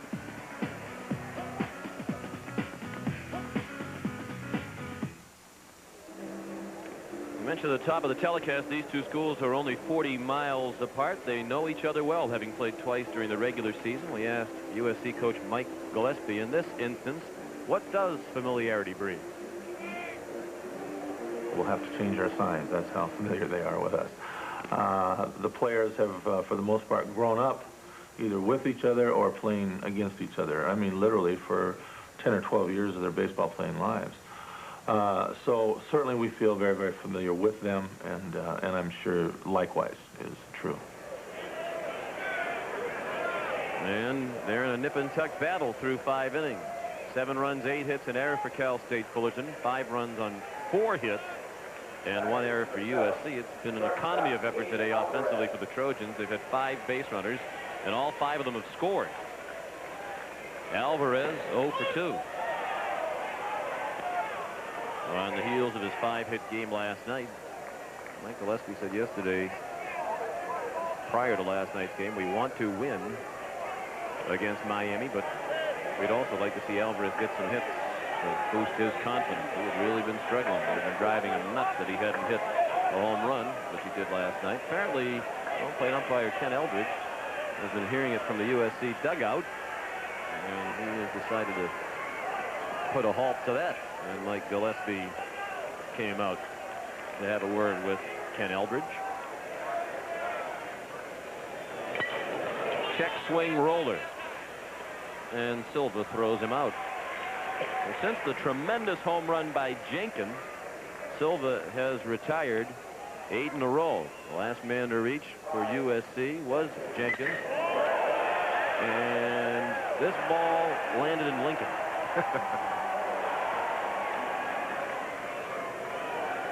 Jeff has doubled and homered today.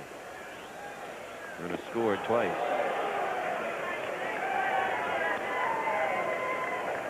One strike on Jenkins. All 4 hits for USC have been extra base hits. A double and 3 homers.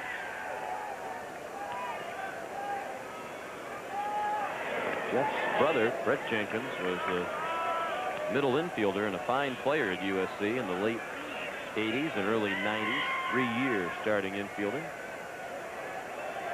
Who had the doubles record all time at USC until Alvarez broke it last night. Alvarez and Jeff Jenkins are best of friends. They've been roommates during their 3 years at USC. And Gabe broke Jeff's brother's record last night. He definitely does not get cheated. Somebody said that they think he swings every once in a while with both feet off the ground. I don't think that's possible, but it sure looks like it. Whoa.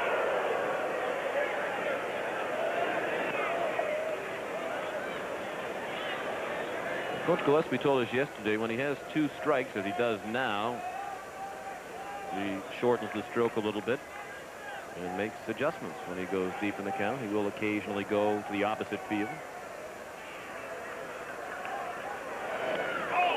And the breaking ball missed. The count is full on Jenkins, the junior from Rancho Cordova, California.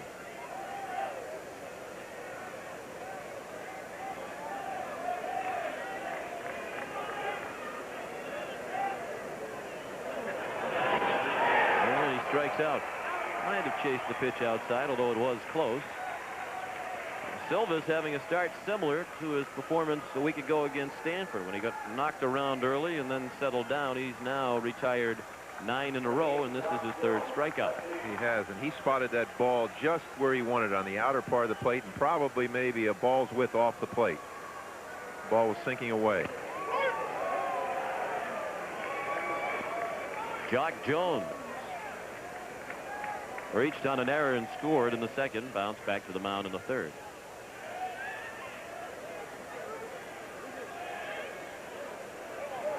Jones is a sophomore from San Diego. Wasn't a very highly recruited player by major colleges out of San Diego High School.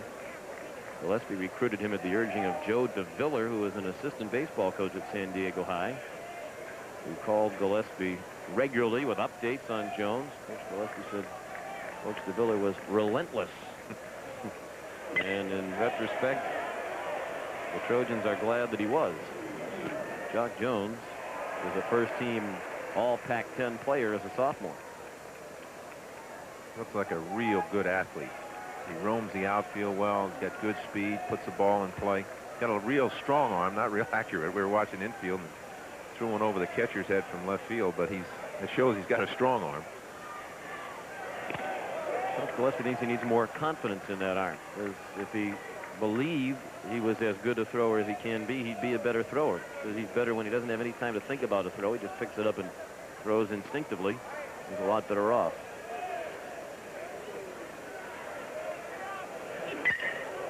Pretty well hit to left. Miranda makes the catch, and Silva has another 1-2-3 inning. Bottom of the 6th upcoming in Omaha. The Titans 7, the Trojans 5.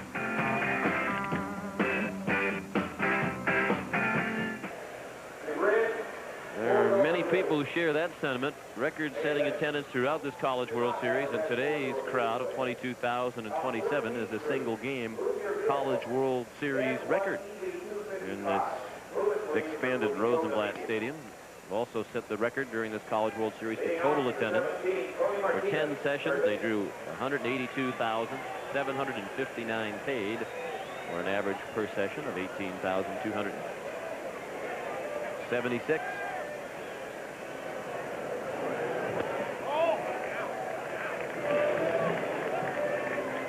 Tony Martinez leads off for Cal State Fullerton. In the bottom of the 6th, the Titans bat with a 2-run lead against Seth Etherton, who pitched an inning and a half of shutout relief. He's allowed only 1 infield hit. Starter Brian Cooper went 3 1/3 for USC. Gave up 7 runs, 3 of them earned on 7 hits. Cooper walked 1, did not record a strikeout.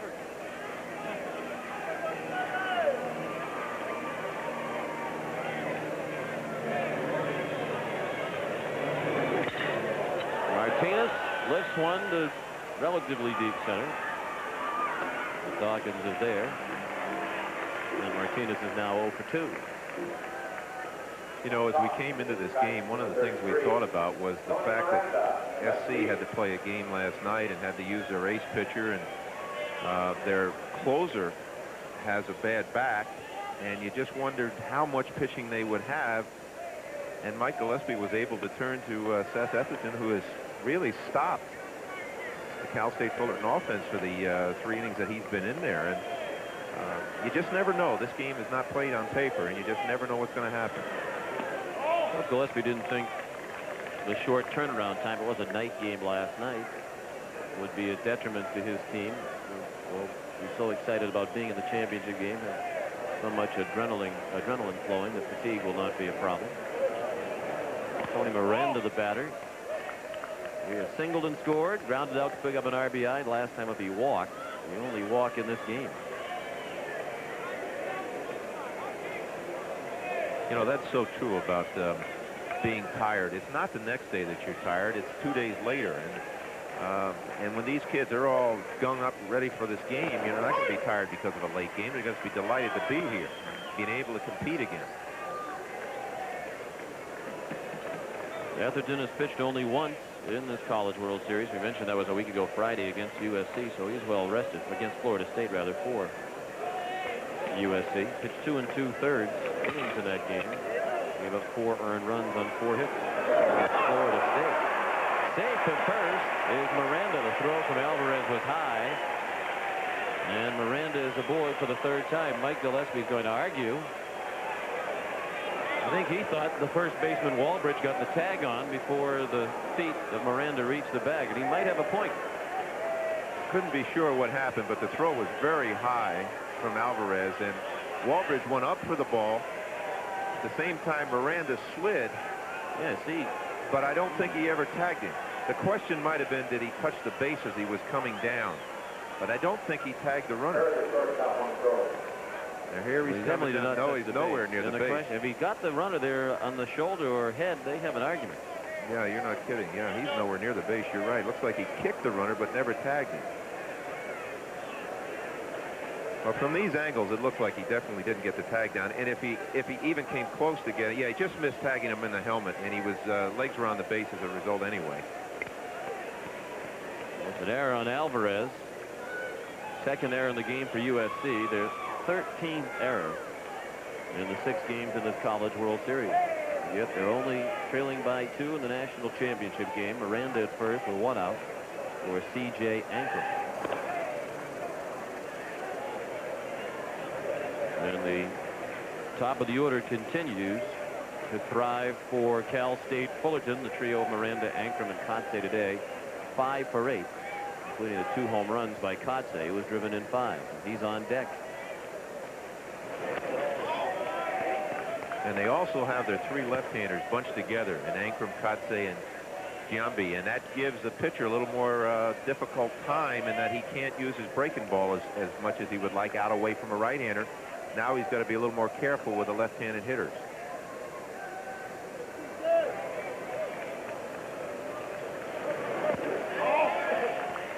Not a lot of speed on this Cal State Fullerton team, but they do have their leading base stealer at first in Miranda, who has 19. And sometimes it's not stealing the base, but it's the threat of doing it that can cause the pitcher to get a little wild. And he's behind in the count now. Etherton is behind in the count 2-0, partly because Miranda is jumping off and faking it first.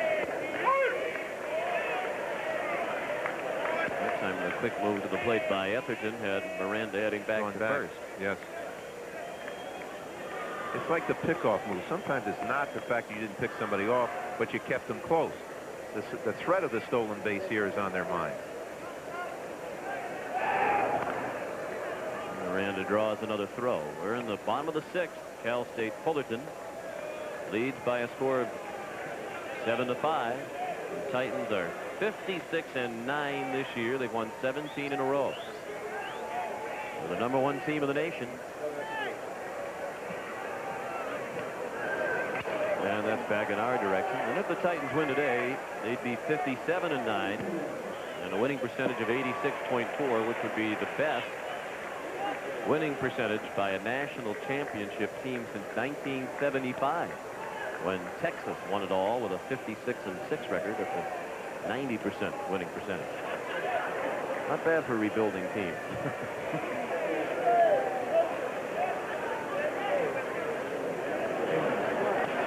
It gets through Mulder on the ball in the dirt. Miranda moves to second. He's had a free ride to second, reached on the error, and then moves up on a wild pitch. Now this hurts here. One of the guys affected most by the faking is the catcher. He wants fastballs. Well, right here he called a breaking ball. And sure enough, the breaking ball was way out in front of the plate. The ball that's way out in front of the plate is almost impossible for a catcher because you don't know how, you can't short hop it. You just try to square off, and eventually either it goes too high or it bounces off to the right. It's a very difficult pitch. Check swing, dribble to the left. Alvarez cut it off, and a nice play on the run. He got Ankrum by a step. That was a very nice play. The base running was not real exceptional there because if Miranda had gone along with the shortstop a little bit, he could have run right by him, gone to third base. But Alvarez made an outstanding play. That's a real athletic play there. He throws this ball off balance and shows a real strong arm. Nice play.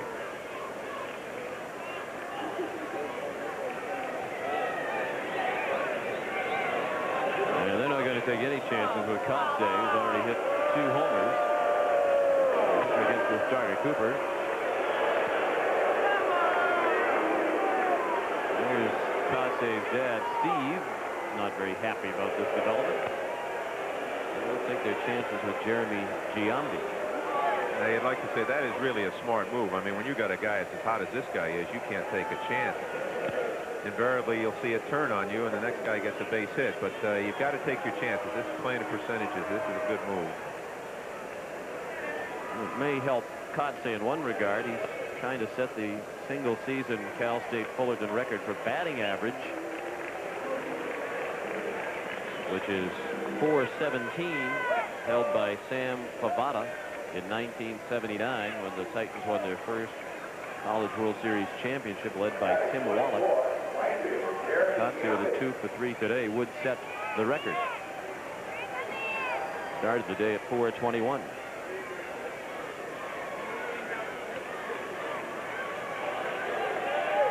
Kotsay's at first. Miranda at second with 2 down. In the 6th, 7-5 for Cal State Fullerton. Jeremy Giambi fouled one back here.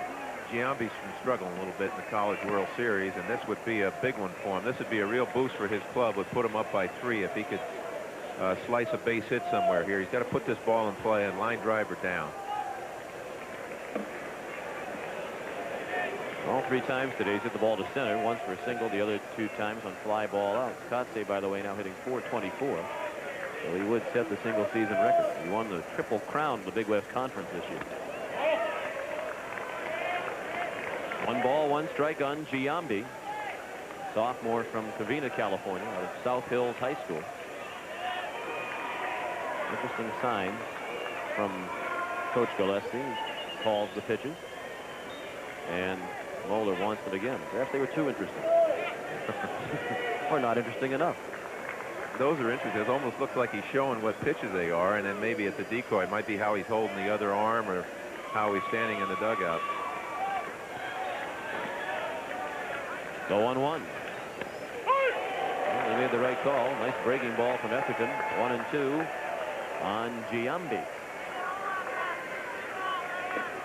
I was never real big on calling pitches from the dugout, but we're talking about a different level here, and what you've really done is taken the monkey off the back of the pitcher and the catcher by giving them from the dugout. If something goes wrong, you got somebody to blame. And Etherton looked towards second, trying to keep Miranda close.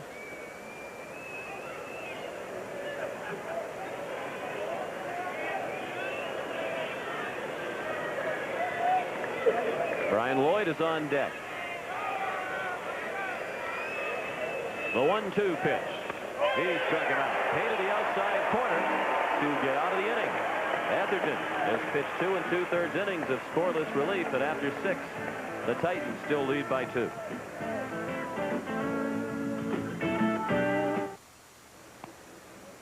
Heading to the late innings now. Top of the 7th upcoming. USC trails by 2. Let's rejoin Michelle Tafoya.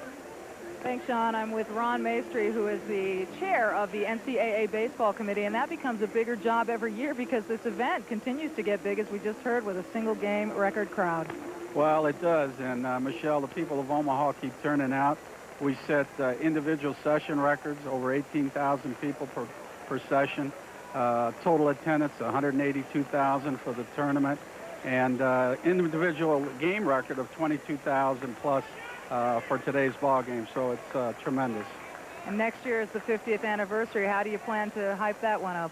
Well, 50th anniversary, 46 years in Omaha. We're planning a lot of things. We're going to make improvements here to the ballpark.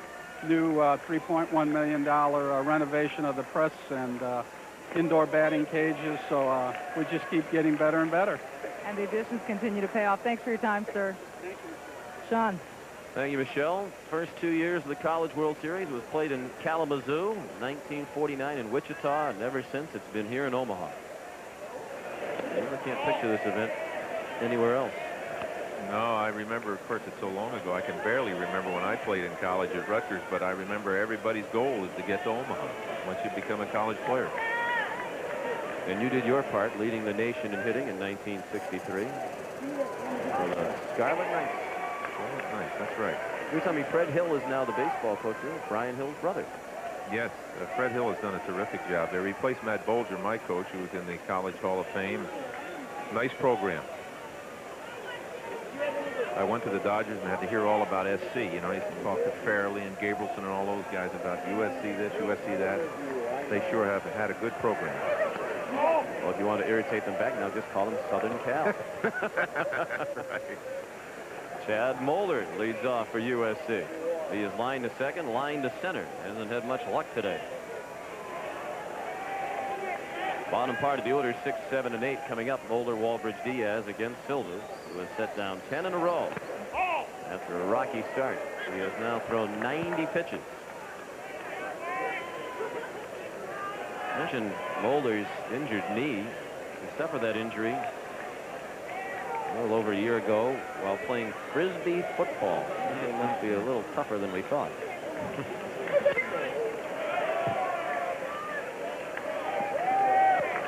He's going to leave Omaha and head to the USA team trials in Tennessee. The team coached by LSU's Skip Bertman. And if he doesn't make the team, he'll head on to the Cape Cod League.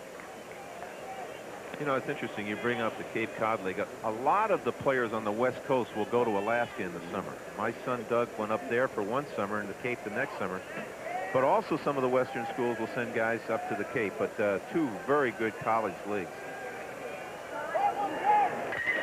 greatest players in Major League Baseball history have played in the Cape League and played in Alaska.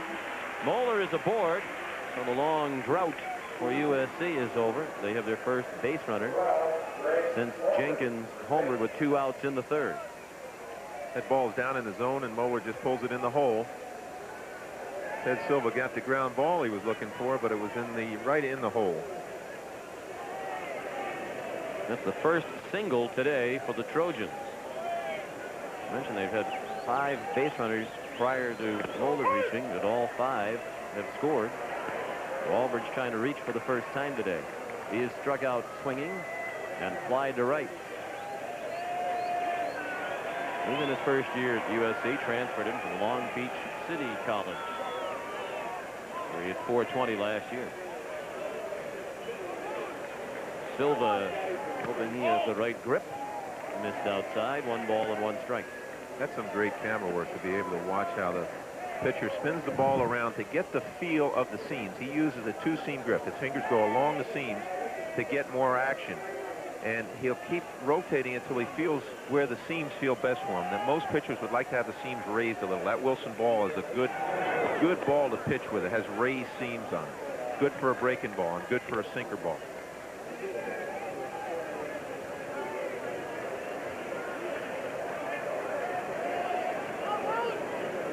Here's that 2-seam grip along the seams. That allows you to make the ball move more on your fastball.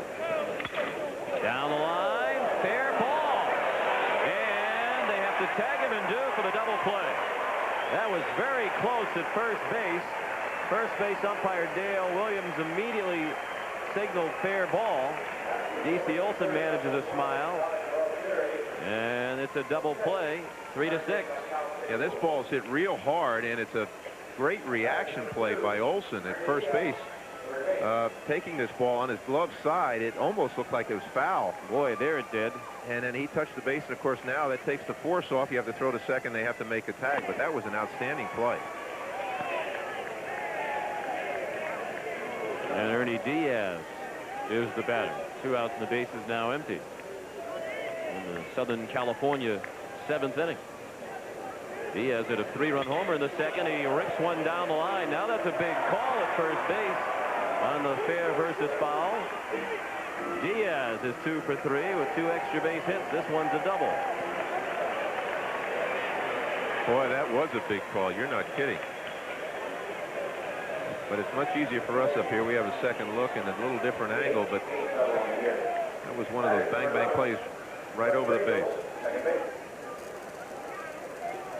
Now this is Diaz. He's hit that ball well. You can see he's got an open stance, and he gets that ball, gets to the ball down in the strike zone because he's already open. He never closes up again and lined the ball down the left field line. Wes Rachels 0 for 2 today. Trying to extend his hitting streak. He's hit in all 5 College World Series games prior to today. He's a freshman from Los Angeles, 19 years old. Was recruited, but came to USC as a walk-on out of Loyola High School in Los Angeles. He's only hitting .245 for the year coming into the College World Series. As I mentioned, has been all over the bases in the first 5 games. As a coach or manager, if the bottom of your order can pick up a big run like that, it's a real bonus for you. It was in the 5th inning when their Cal State Fullerton Titans had a runner at third base and 2 are out, and the bottom of their order could not get the run in. Now Rachels could not hold on that ball. He went through with that swing on a ball that was breaking on the outside part of the plate, and he's down 0-2 now in the count. Now comes a philosophy with a lot of pitchers. Do you waste the ball way out, or do you try to make a real good pitch? If you're going to throw a slider away from him, make sure you waste it. Oh, boy. Plate's getting wider. Wow. And lower. CBS Sports coverage of the 1995 College World Series will continue after this message and a word from your local station.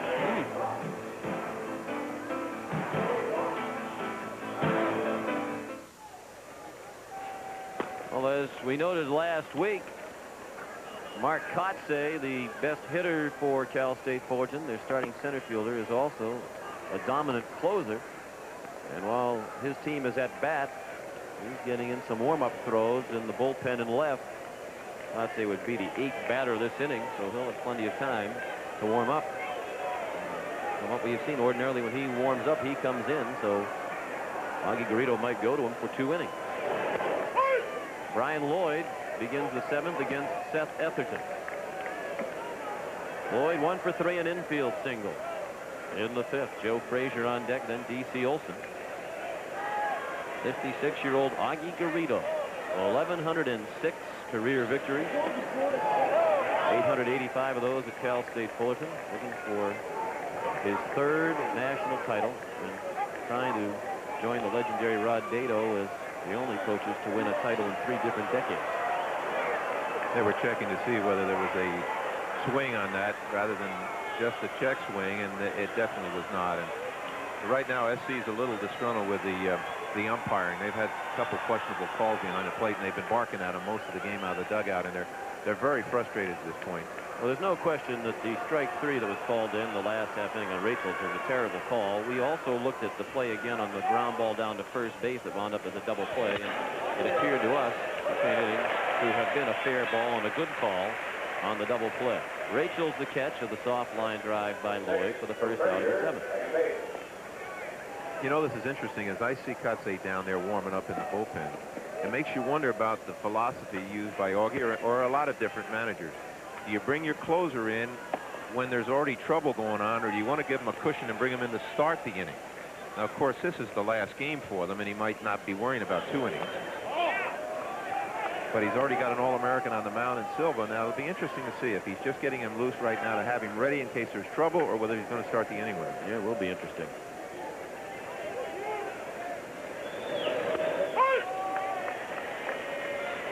You mentioned we took a look at the play between innings, and this is what we looked at. As you watch this replay, and it was called a fair ball, you see the ball hit the line, and it skips into the glove, and it looks like that glove is right in front of the base.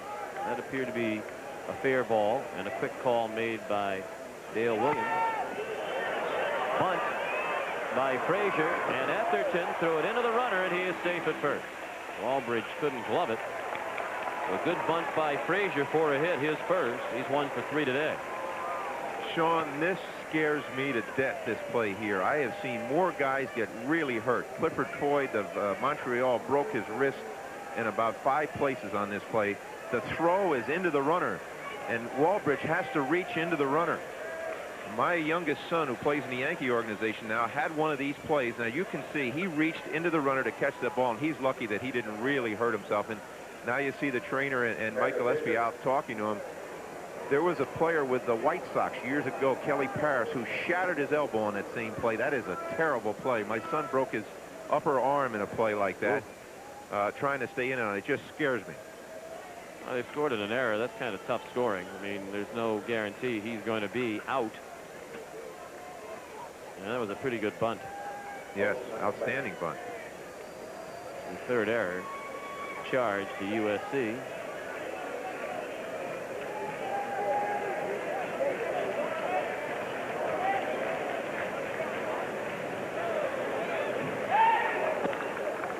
So it's 7 runs on 8 hits and 1 error for Cal State Fullerton. 5 runs, 6 hits, and now 3 errors for USC. D.C. Olson singled and scored in the 2nd. Flied out twice since. D.C. Olson really has the ability to jack a ball out of here. If Seth Etherton is concerned too much about the runner at first base and does not locate well here, you just might see this big first baseman, senior leader of this club, turn on one. Final game of Olson's career at Cal State Fullerton. 3rd trip to Omaha in 4 years. This is starting first baseman in '92 when the Titans lost to Pepperdine. DC's had an eventful time this year here in Omaha. Last Sunday night he woke up in intense pain, was rushed to the hospital. He passed a kidney stone. Played the next afternoon, went 3 for 4.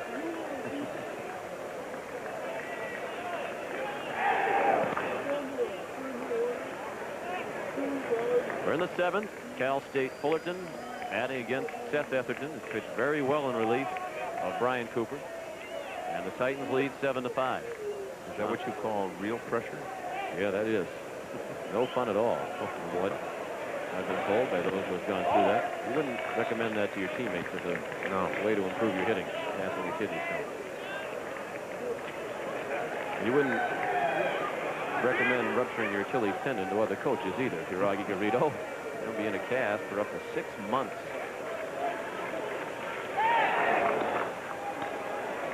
So he'll be smiling for 6 months if his team wins today.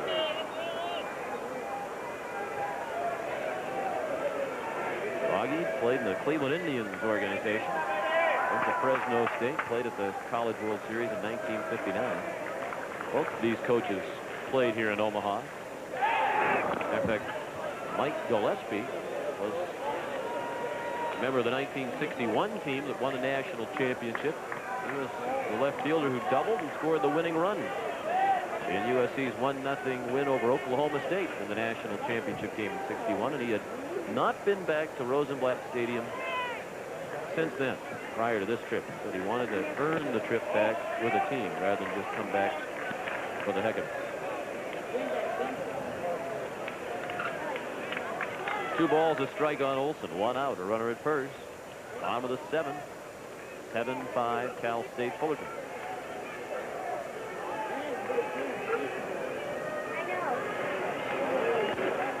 Ball 3. Now, this is what you worry about as a coach or a manager, that your pitcher is worrying too much about a runner at first base. The entire season, he only stole 4 bases this year, and you've got to be careful. You've got a big thunder hitter at the plate. You can't mess around. You can't get behind. You can't walk him. You don't want to walk him. You put a runner in scoring position. And that's ball 4. Close pitch, called a ball. The first walk thrown, second walk thrown rather, by Etherton. And the third by USC pitchers tonight. No action in Mike Gillespie's bullpen. Kotsay has stopped throwing in the Cal State Fullerton pen. And Gillespie is going to the mound. And looking at the home plate umpire, Ken Eldridge, on the way. He started chatting with Eldridge in the very first inning. He came out as of the top of the first and talked with Eldridge. And now Eldridge is heading with a brisk walk toward the USC dugout. And he continues to hear it from that side. When the inning ended before, the whole coaching staff was getting into it with the umpire. And now I think what you've got here is Mike Gillespie is going to stay there and talk to his team until this umpire comes out and tells him to break it up, and he's liable to go at it with him. That's a trick of managers. A lot will wait and make the umpire come out, because you cannot argue on balls and strikes. So you can wait and make him come out, and then you can chew on him a little bit. Well, here he comes. Ken Eldridge from Atlanta, Georgia, in his second College World Series has been up.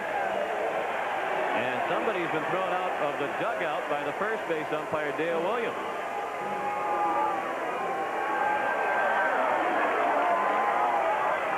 I don't know who it was. It isn't necessarily Frank Sanchez, the assistant coach,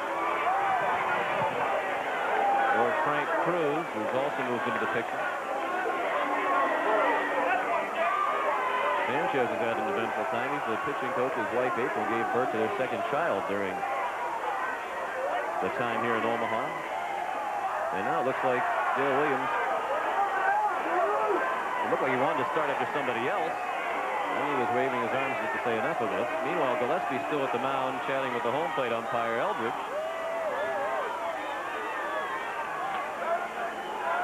And let's see what Michelle Tafoya can tell us.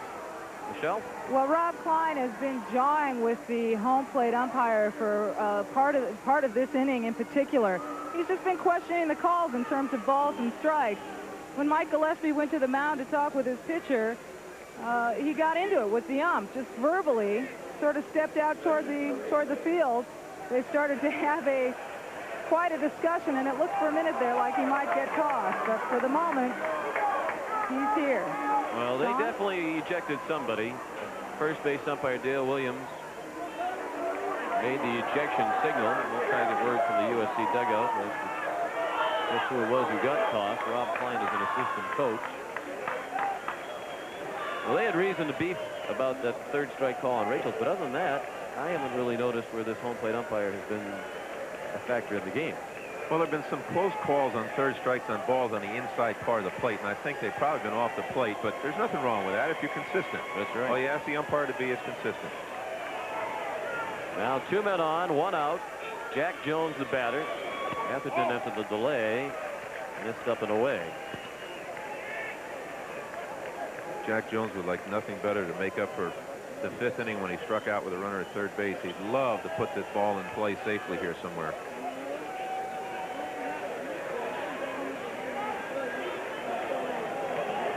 Jones was the MVP at the South Regional as Fullerton earned its trip here to Omaha. Atherton might be tiring. The pitch is starting to come up, and there will be bullpen action momentarily for USC. Runner at second is Joe Frazier. And at first, D.C. Olson. Sometimes you worry about having a long discussion with your pitcher or out there in an umpire's argument that you might get your pitcher cooled off. Fastball just below the belt for a strike. Jack Kropchak, who was so effective last night in protecting the USC lead against Miami, is warming up.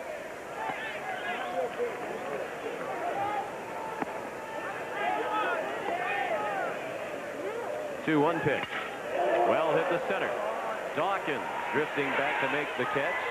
Frazier tagged. He takes third. The throw goes towards second. 2 down and runners at first and third. In the 7th inning, Cal State Fullerton is batting with a 7-5 lead.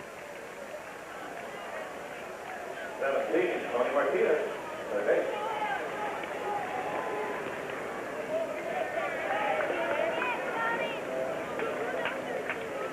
Now Tony Martinez, the number 9 hitter. 0 for 2 with a sacrifice bunt. He bounced to short and flied to center. He's in his first year with the Titans as a junior college transfer from Porterville College. He was torn between Cal State Fullerton and Fresno State. He didn't have the grades out of junior college to go to either place. Got his grades up at the last moment. Here he is in the College World Series, having decided to play for his hometown university.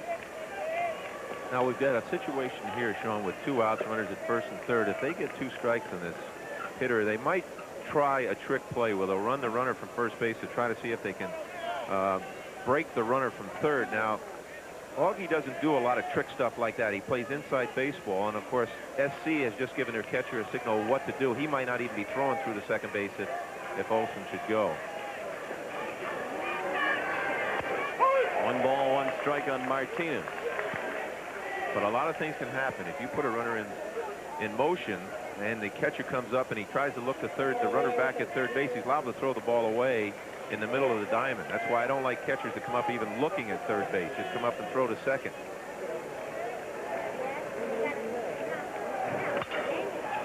Slicing out of play to the right.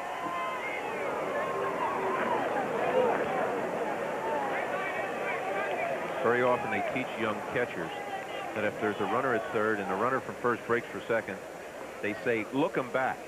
That is the most difficult thing for a catcher to do. First of all, if you turn your head and look toward third base, your shoulder comes open and you can't throw the ball on a line to second base properly. It tends to stand you up. I would rather have the third baseman, if the runner's way off, raise his hand so out of the corner of your eye you can see it. That's in the air in right field and well hit. And gone.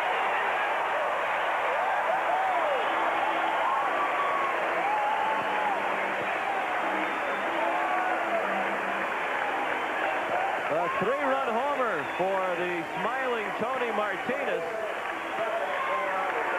And it's 10-5 in favor of Cal State Fullerton. Those are the first runs allowed by Atherton. And it's the second 3-run homer of the ball game for CSUF.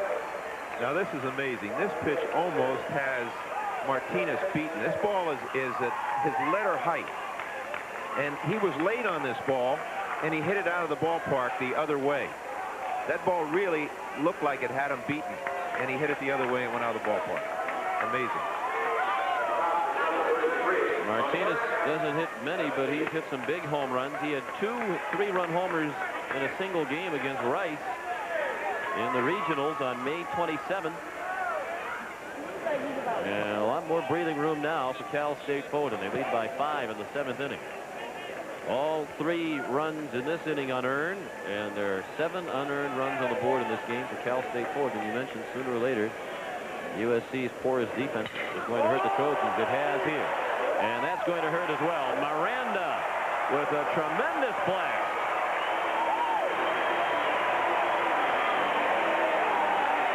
His 12th of the season. And it's 11-5.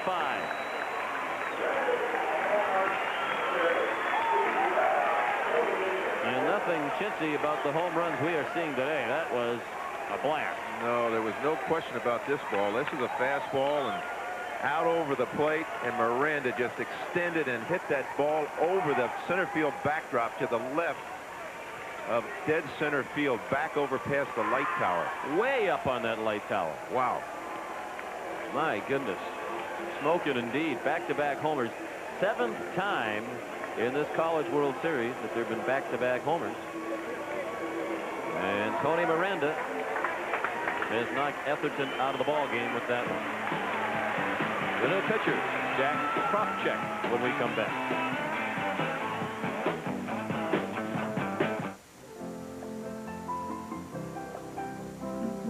Davis Love is the 3rd-round leader at the Kemper Open. Yesterday, he matched the course record with a 63, and Corey Pavin today matched it himself with a 63. He's in 2nd. 3rd-round coverage coming up. The new pitcher for USC, their 3rd of the afternoon, is Jack Kropchak, freshman from Scottsdale, Arizona, who earned his 3rd save of the year last night as he pitched 2 1/3 scoreless innings against Miami to save it for Randy Flores. He comes in with the score 11-5 in favor of Cal State Fullerton. 2 outs, and the base is now empty.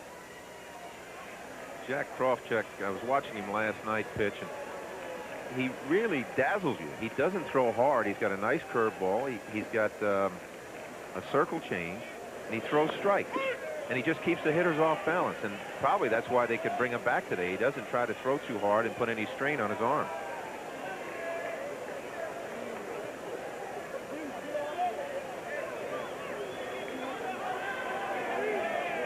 Kropchak looking in at C.J. Ankrum, who popped it up. And Dawkins comes a couple of steps in to make the catch. 4 unearned runs for the Titans in the 7th. 3-run homer by Martinez, solo homer by Miranda. 11-5 as we head to the 8th.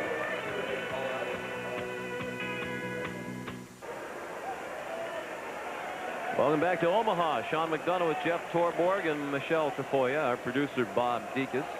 Our director Mike Arnold. Happy to have you with us for college baseball's national championship game. The Cal State Fullerton Titans looking for their 3rd national championship lead. 11-5 as USC bats in the 8th. Cal State Fullerton's got hooked on this 11-run bit. Their last 3 games, they scored 11 runs. Last 2 games against Tennessee, today against USC. Walter Dawkins did a solo home run in the 3rd. The Trojans haven't scored since the 3rd when Dawkins and Jenkins each hit solo homers. That's pulled foul.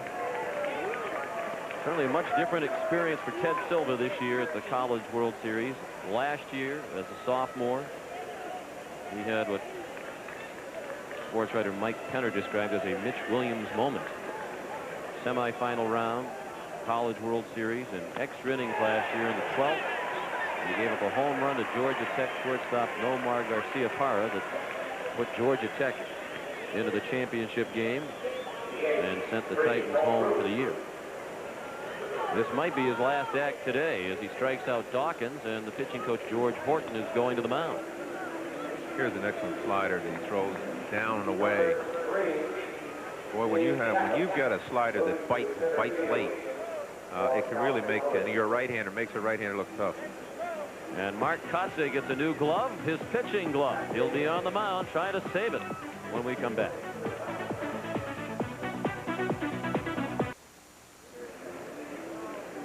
Ted Silva finished after 7 1/3 innings. That's the same amount of time that he pitched in the first game of this College World Series against Stanford.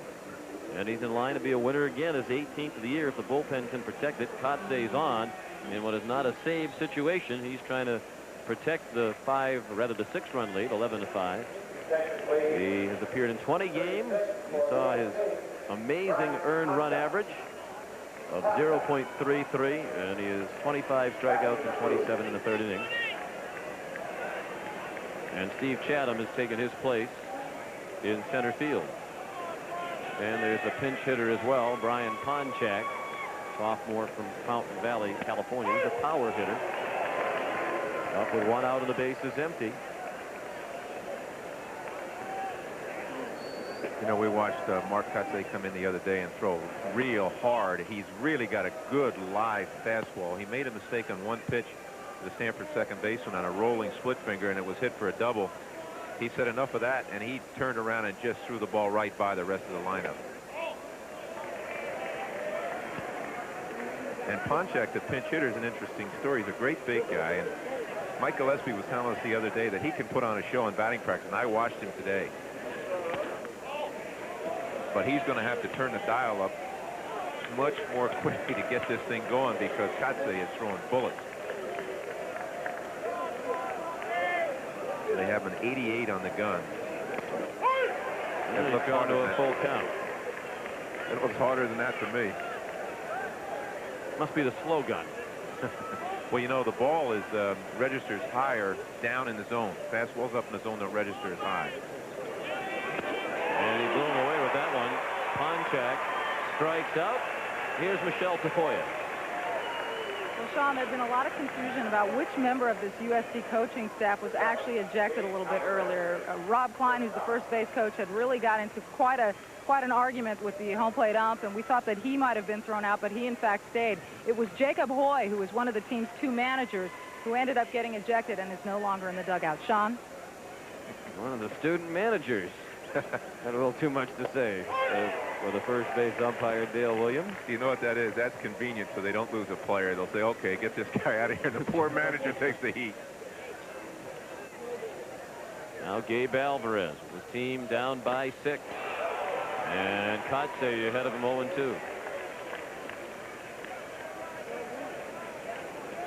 Augie Garrido believes that Kotsay's future is as an outfielder and as a hitter. Very impressive pitcher as well. Amazing thing, he's only a sophomore. He's accomplished all this, and he's only a sophomore.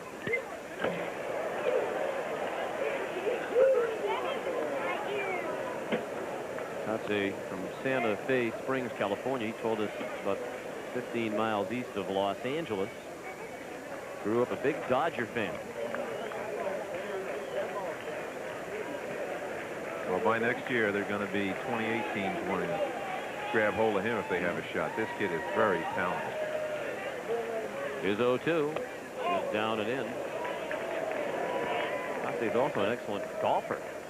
Well, he gets great pleasure out of beating his father in golf. He's an 8 handicap golfer, plays golf right-handed.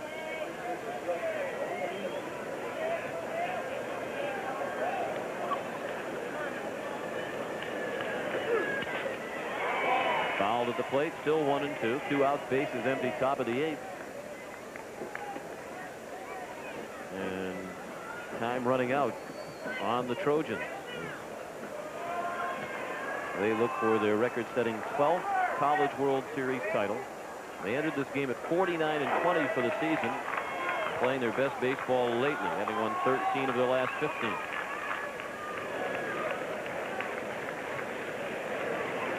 The last time USC lost its first game of a College World Series, as they did this year, they lost to Miami, was in 1970. And that year they came back to win the national title with 4 straight victories. And to duplicate that feat with 5 straight wins this year, but down by 6 in the 8th inning this afternoon.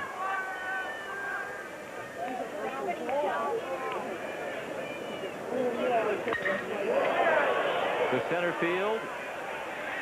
And the catch made by Steve Chatham, Kotsay's replacement in center. Bottom of the 8th upcoming in Omaha. 11-5, the Titans.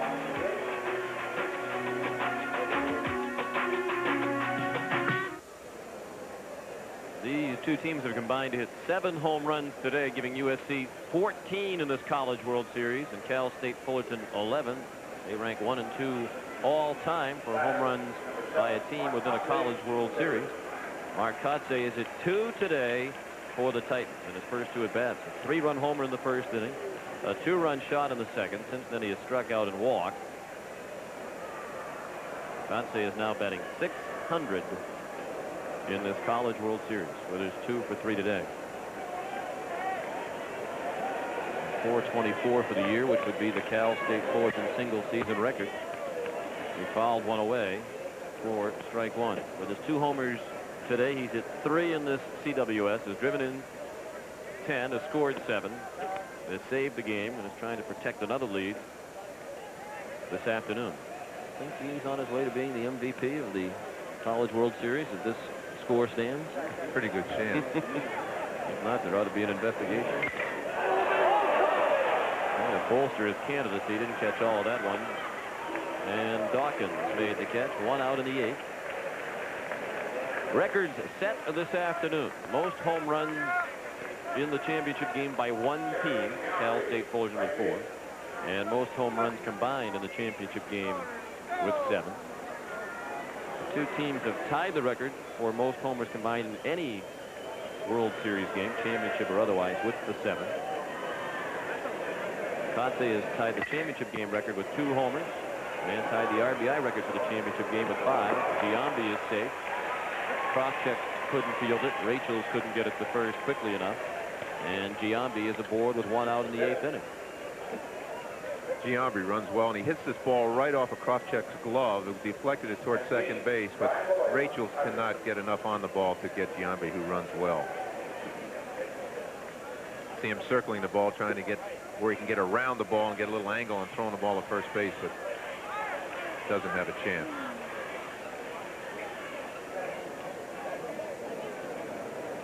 And now George Horton coming out to make sure that Giambi is okay. He might have injured himself going down the line. Of course, Augie Garrido can't come out himself because he's down in the dugout and seated on that motorized scooter.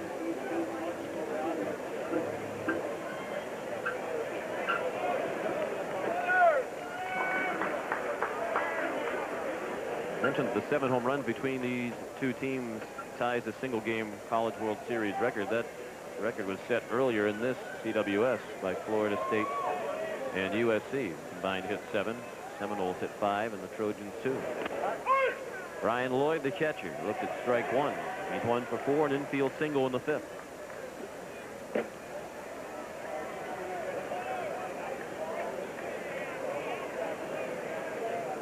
In the top of the 9th, when USC will need at least 6 runs to tie, they have the middle third of their order coming up. Little pop-up, shallow left center. Dawkins, the center fielder. 2 down. Giambi back at first. It'll be Jenkins, Jones, and Mulder due up for USC in the 9th.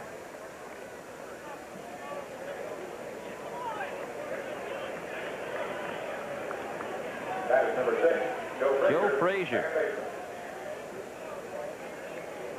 Reached on the error charged to the pitcher Etherton on the throw of it. He hit Frazier last inning, and Frazier scored on the 3-run homer by Tony Martinez. It made this a much different game. 7-5 when he hit it. That made it 10-5. Miranda hit a solo homer after the home run by Martinez. Make it 11-5 to knock out Etherton and bring in Crosscheck.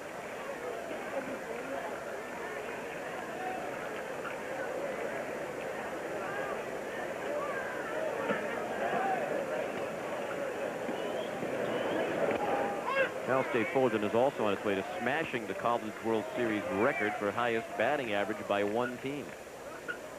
At the moment, their team batting average is .371. The record is .349. Set by Oklahoma State in 1990.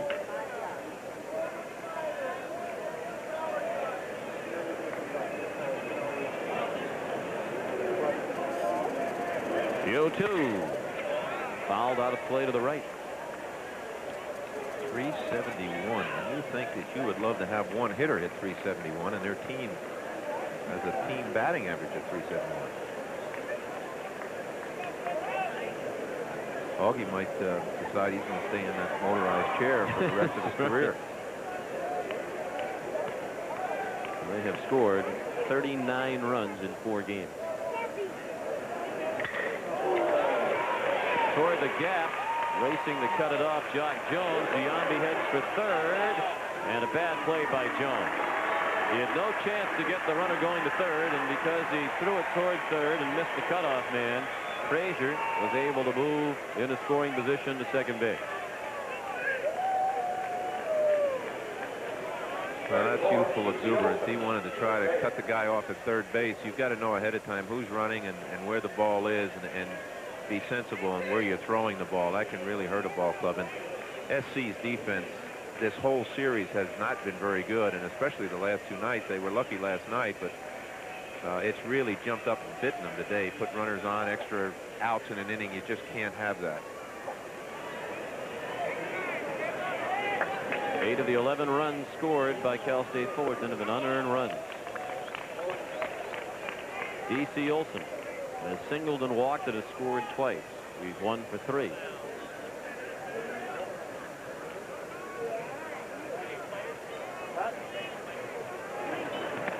Cal State Fullerton trying to wrap up this season with an 18-game winning streak.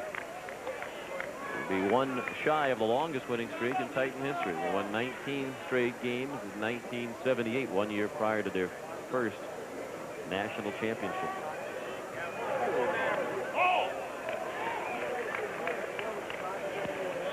Now, do you think he'll let his senior hit 3-0 and possibly his last at bat in college, potentially driving in 2 runs? Yes. I know you don't want to aggravate the opposition when you're up on him, but this is a situation he's got to let this kid hit, I would think. Absolutely. And he does, and he hammered 1 foul. Because as we've seen, it's a cliche, but in this instance it's true.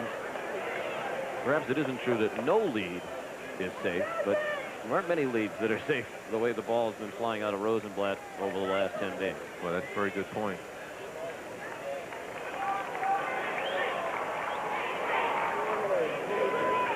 This is special, too. This is his senior leader. He's got to give him a chance. He'd love to see him last at bat, possibly driving a couple runs. Well, he fouled it back here, making it a full count. With 2 outs, 2 men in scoring position. Bottom of the 8th, Cal State Fullerton, the #1 team in the country, leads 11-5 for Augie Garrido. If Cal State Fullerton wins today, Augie would join a very short list. Only 3 other coaches have won 3 College World Series titles.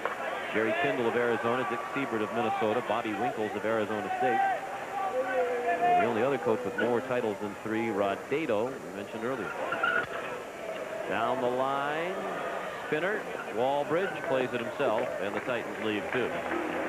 We go to the 9th. Last chance for USC. Augie Garrido and the Cal State Fullerton Titans lead by 6.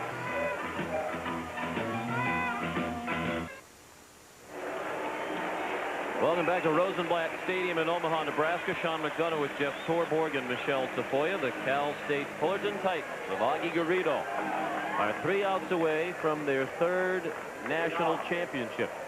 First since 1984. And USC will send its big bats to the plate in the 9th inning. Batters 4, 5, and 6. Jeff Jenkins, Jock Jones, and Chad Moeller against Mark Kotsay. Jenkins 2 for 3, a double, a homer, and a strikeout. Kotsay came on last inning and retired both batters he faced, one of them with a strikeout. Well, Augie's got the man he wants on the mound to close out any game, but especially the final game. And he also has the matchup of left against left. The next 2 hitters, Jenkins and Jones, are both left-handed, and like that from a percentage standpoint, I would think.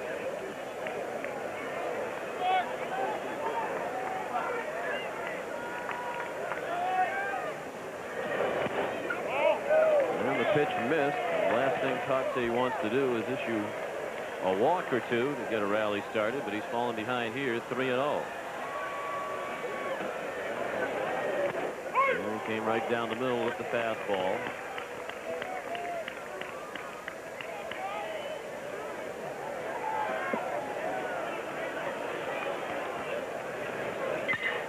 Out of play, and now the count is full.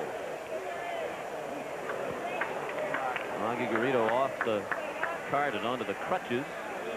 And ready to celebrate. Yeah, he wants this real bad. I'll tell you what, he couldn't sit there any longer. He told us he's a pacer in the dugout. I know that feeling. He just couldn't sit in that cart in the 9th inning. Beach ball has come on the field.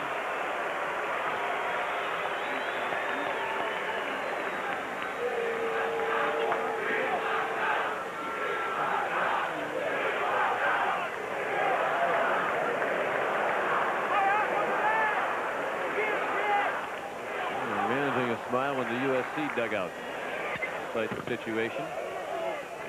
A misconception, I believe, Jeff, that this program has gone down under Mike Gillespie. He's had them in the NCAA playoffs 7 times in 9 years. This is the first time they've made it to Omaha, but they have been in the playoffs 7 times in his 9 years, whereas in the 8 years prior to his arrival, they'd only been in the NCAA tournament once.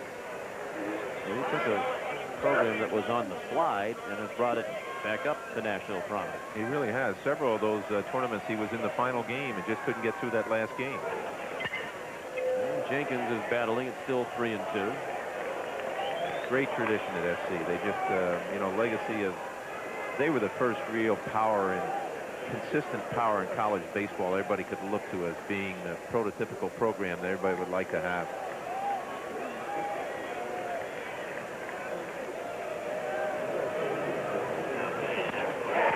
Kotsay strikes him out. The Titans are 2 outs away from the national championship.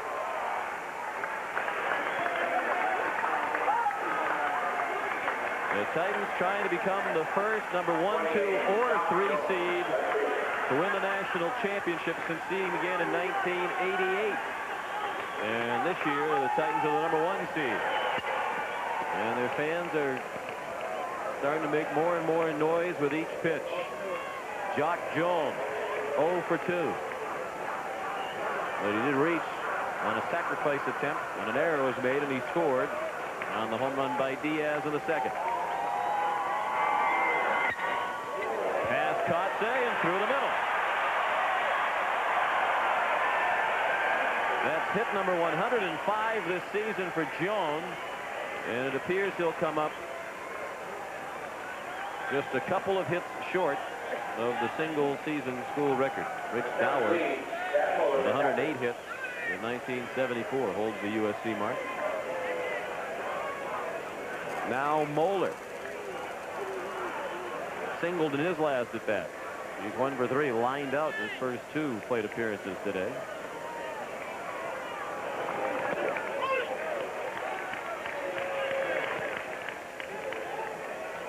One strike on the sophomore catcher. 11-5. Cal State Fullerton leads with 1 out in the 9th.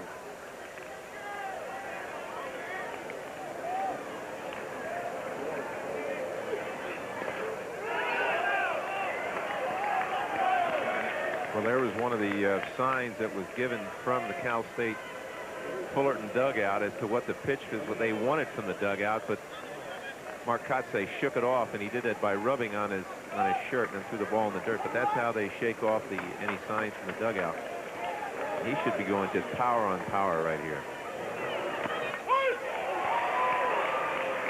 1-2.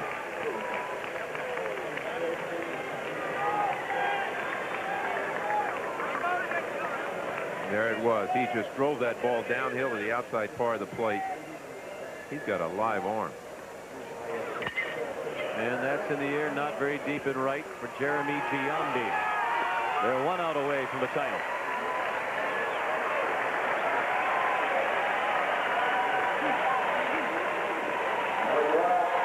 Well, this has been a great field for this College World Series, maybe the most powerful of any of the fields they've ever had, and it's just a shame to see any clubs go home losers, but I don't think they really do. But it, you know, from what we have seen, this has been a wonderful tournament with some outstanding, exciting baseball. And particularly if you like offense. Many offensive records shattered, including some in today's game. Walbridge trying to keep the Trojans alive. He's 0 for 3.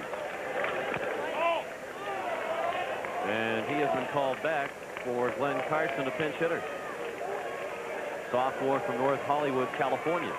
Been up once and made it out in this College World Series.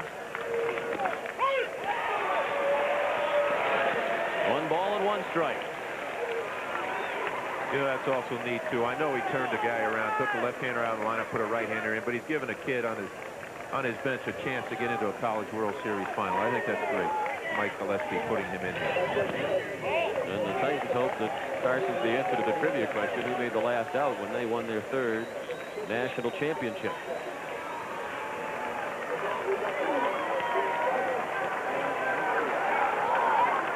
Kotsay trying to finish them off. Did them in earlier with his bat. There's a line drive and a base hit heading for the gap. Miranda cuts it off. And they're not going to take any chances down by 6. So it's a long single for Carson, the pinch hitter. And they're still alive with 2 men on and 2 down in the 9th, trailing by 6.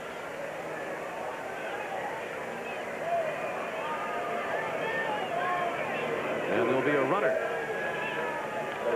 Alfonso Montoya, fastest member of this Trojan team, has come on to run. He's a junior from San Marino, California.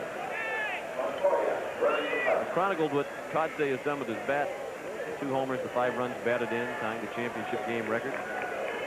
He is now the all-time career leader in College World Series history in batting average, .517 combined over the last 2 years. Slugging percentage, 1.103. He now has the College World Series career mark. And his 2nd all-time in College World Series history with 18 runs batted in, only in his sophomore year. Ernie Diaz hit a 3-run homer in the 2nd. He'd like to hit another here in the 9th. Better not come back, though, because if you come back, how are you going to match those numbers? It's going to blow your career numbers. Nowhere to go but down. Yeah, I know it.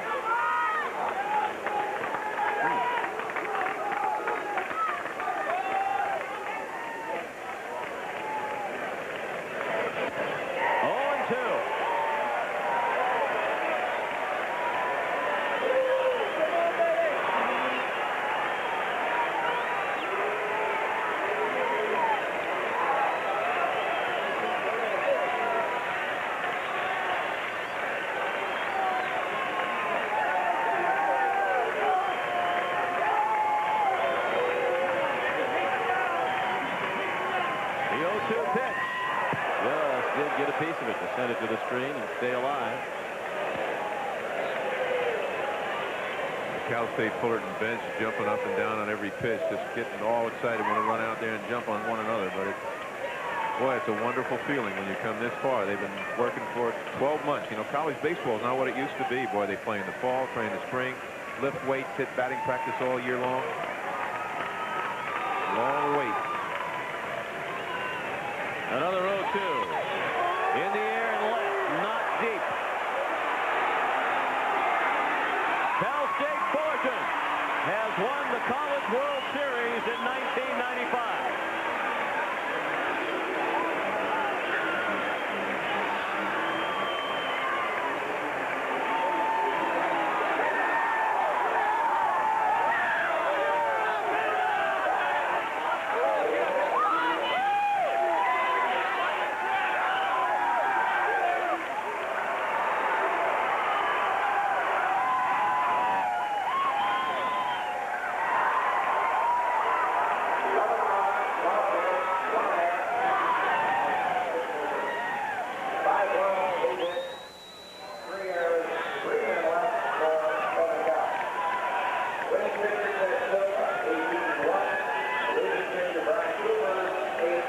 Probably the most fitting ending would have been a strikeout for Kotsay, but he'll take the fly ball and the celebration that it touched off.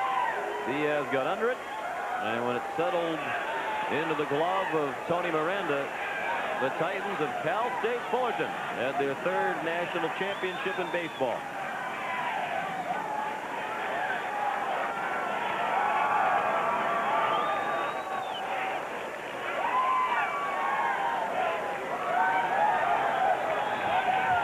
To the foul line before the ball went into the glove.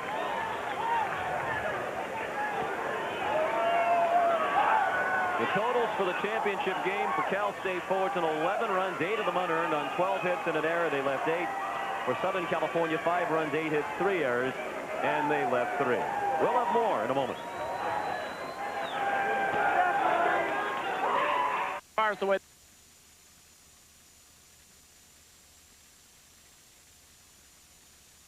you can be. And Michelle Tafoya is with the winning coach, Augie Garrido. Michelle? Your third national championship. You always said that the unexpected needs to take place in order to win a championship game. But it seemed today everything went according to form. What was unexpected here? no #1 seed has ever won in this tournament before. That was unexpected. It's never been done before. So I think that's what happened. As far as the way the team played, that's the way they've been playing for a long time. So I'm really glad that they won, because they're all about the right stuff. I mean, their work ethic's fabulous, their attitude is fabulous, and they really weren't that good to begin with. So it's wonderful to see this happen for them. You also said yesterday that the most amazing thing that's happened to you in this tournament is what you've learned from your players. What did you learn today? What young people can accomplish when they're given the room to grow and develop and exercise their own talent, to be responsible, how responsible they can be and how far they can go if we just let them and don't build fences around them with our own thinking. I've really enjoyed the opportunity to learn from this group. The third national championship puts you in quite an elite group of coaches. What does this one mean to you?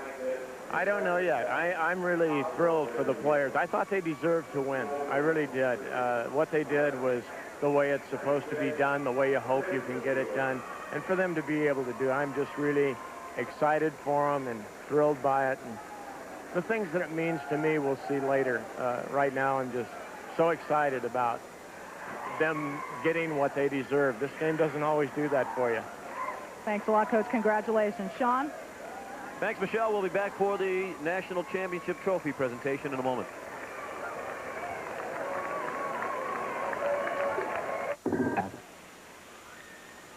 Time now for the National Championship Trophy presentation. Once again, down to the field and Michelle Tafoya. Thank you, Sean. I'm with Ron Maestri, the chair of the NCAA Baseball Committee. Let's turn it over to Ron. Augie, on behalf of the NCAA and the Men's Division I Baseball Committee, I proudly present you with this National Championship Trophy. Congratulations, Augie. Thank you, Ron. And on behalf of the efforts made by Cal State Fullerton's baseball players, the University, Dr. Gordon, the efforts that he's made to help us make this possible, and the athletic director, John Easterbrook, and most of all, the team and associate head coach, George Horton. Yay! I'm really happy for this moment for them. Thank you.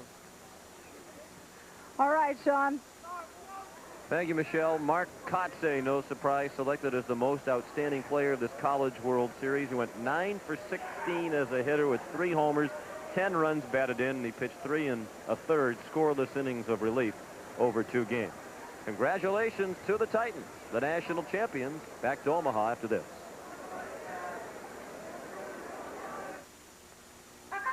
Back in Orange County, California, they're celebrating the Cal State Fullerton Titans' 3rd national championship. The most outstanding player of this College World Series, Mark Kotsay. He's with Michelle. Mark, in this game alone, what a performance. 2 home runs, 5 RBIs. You finished up the game on the mound, and that's a situation Coach says you like a lot. Yeah, it is. You know, I'd love to be in this situation on the mound with the game on the line. You know, I wouldn't have been put in that situation without my team, and you know, I want to thank them and thank Coach for putting me there. And you know, it's just a thrill to pitch that last pitch of the College World Series. You've accomplished so much, and you're only a sophomore. How do you follow this up? I don't think, you know, I can't really try to follow it up. You know, this is once-in-a-lifetime type of opportunity. So I make sure basically I'll come out and refocus and set new goals, and as well as team goals. I know you want to go celebrate with your team. Congratulations. Thank you very much. Sean? Thank you, Michelle. Mark joined on the 11-man All-College World Series team by 3 of his teammates, catcher Brian Lloyd, Tony Martinez, the 3rd baseman, and Ted Silva, today's winning pitcher, his 18th win of the season, adding to his national lead. More in a moment.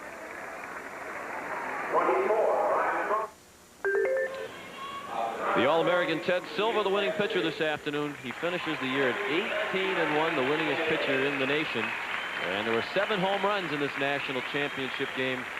2 of them hit by Mark Kotsay over the first 2 innings as he drove in 5 and got the Titans off and running on their way to the 6-run victory as they win their 3rd national title. And Jeff, we've listened to Augie Garrido for 2 weekends now talk about teamwork and chemistry and how much everything this team has accomplished is based upon that. And after seeing them in action for 4 games, you see that that isn't a cliche. In the case of his team, it's true. No, it wasn't corny. It was really true, and I believe in this. The teams that I managed, I tried to do the same thing. It wasn't as successful as he's been, but what he has really done is put together a team, and they pull for one another. They play the inside game. It doesn't seem like they ever beat themselves. They're such a good team at doing the little things. They're a good defensive team, but they have 3 All-Americans, you know, and that doesn't hurt to have guys who can step forward. Silva stepped forward twice for them when it looked like he might be in a little trouble. 18 wins in a season for a pitcher is really saying something. And then, of course, what can you say about Kotsay? It's Superman. I didn't, you know, he pitches, he hits, he does everything. And just the 6th team is Cal State Fullerton since the College World Series came to Omaha in 1950 to go through the regionals and the College World Series without a single loss. They went undefeated in Baton Rouge in the regionals and undefeated through 4 games here. And you talked about how they did not beat themselves in this tournament, and USC finally was undone by its fielding problems today as Cal State Fullerton took advantage of the 3 errors to score 8 unearned runs. The Titans of Cal State Fullerton are the national champions, 11-5, the final score over USC. Now for Jeff Torborg and Michelle Tafoya, Sean McDonough saying so long from Rosenblatt Stadium in Omaha, where the Cal State Fullerton Titans have won the 1995 College World Series.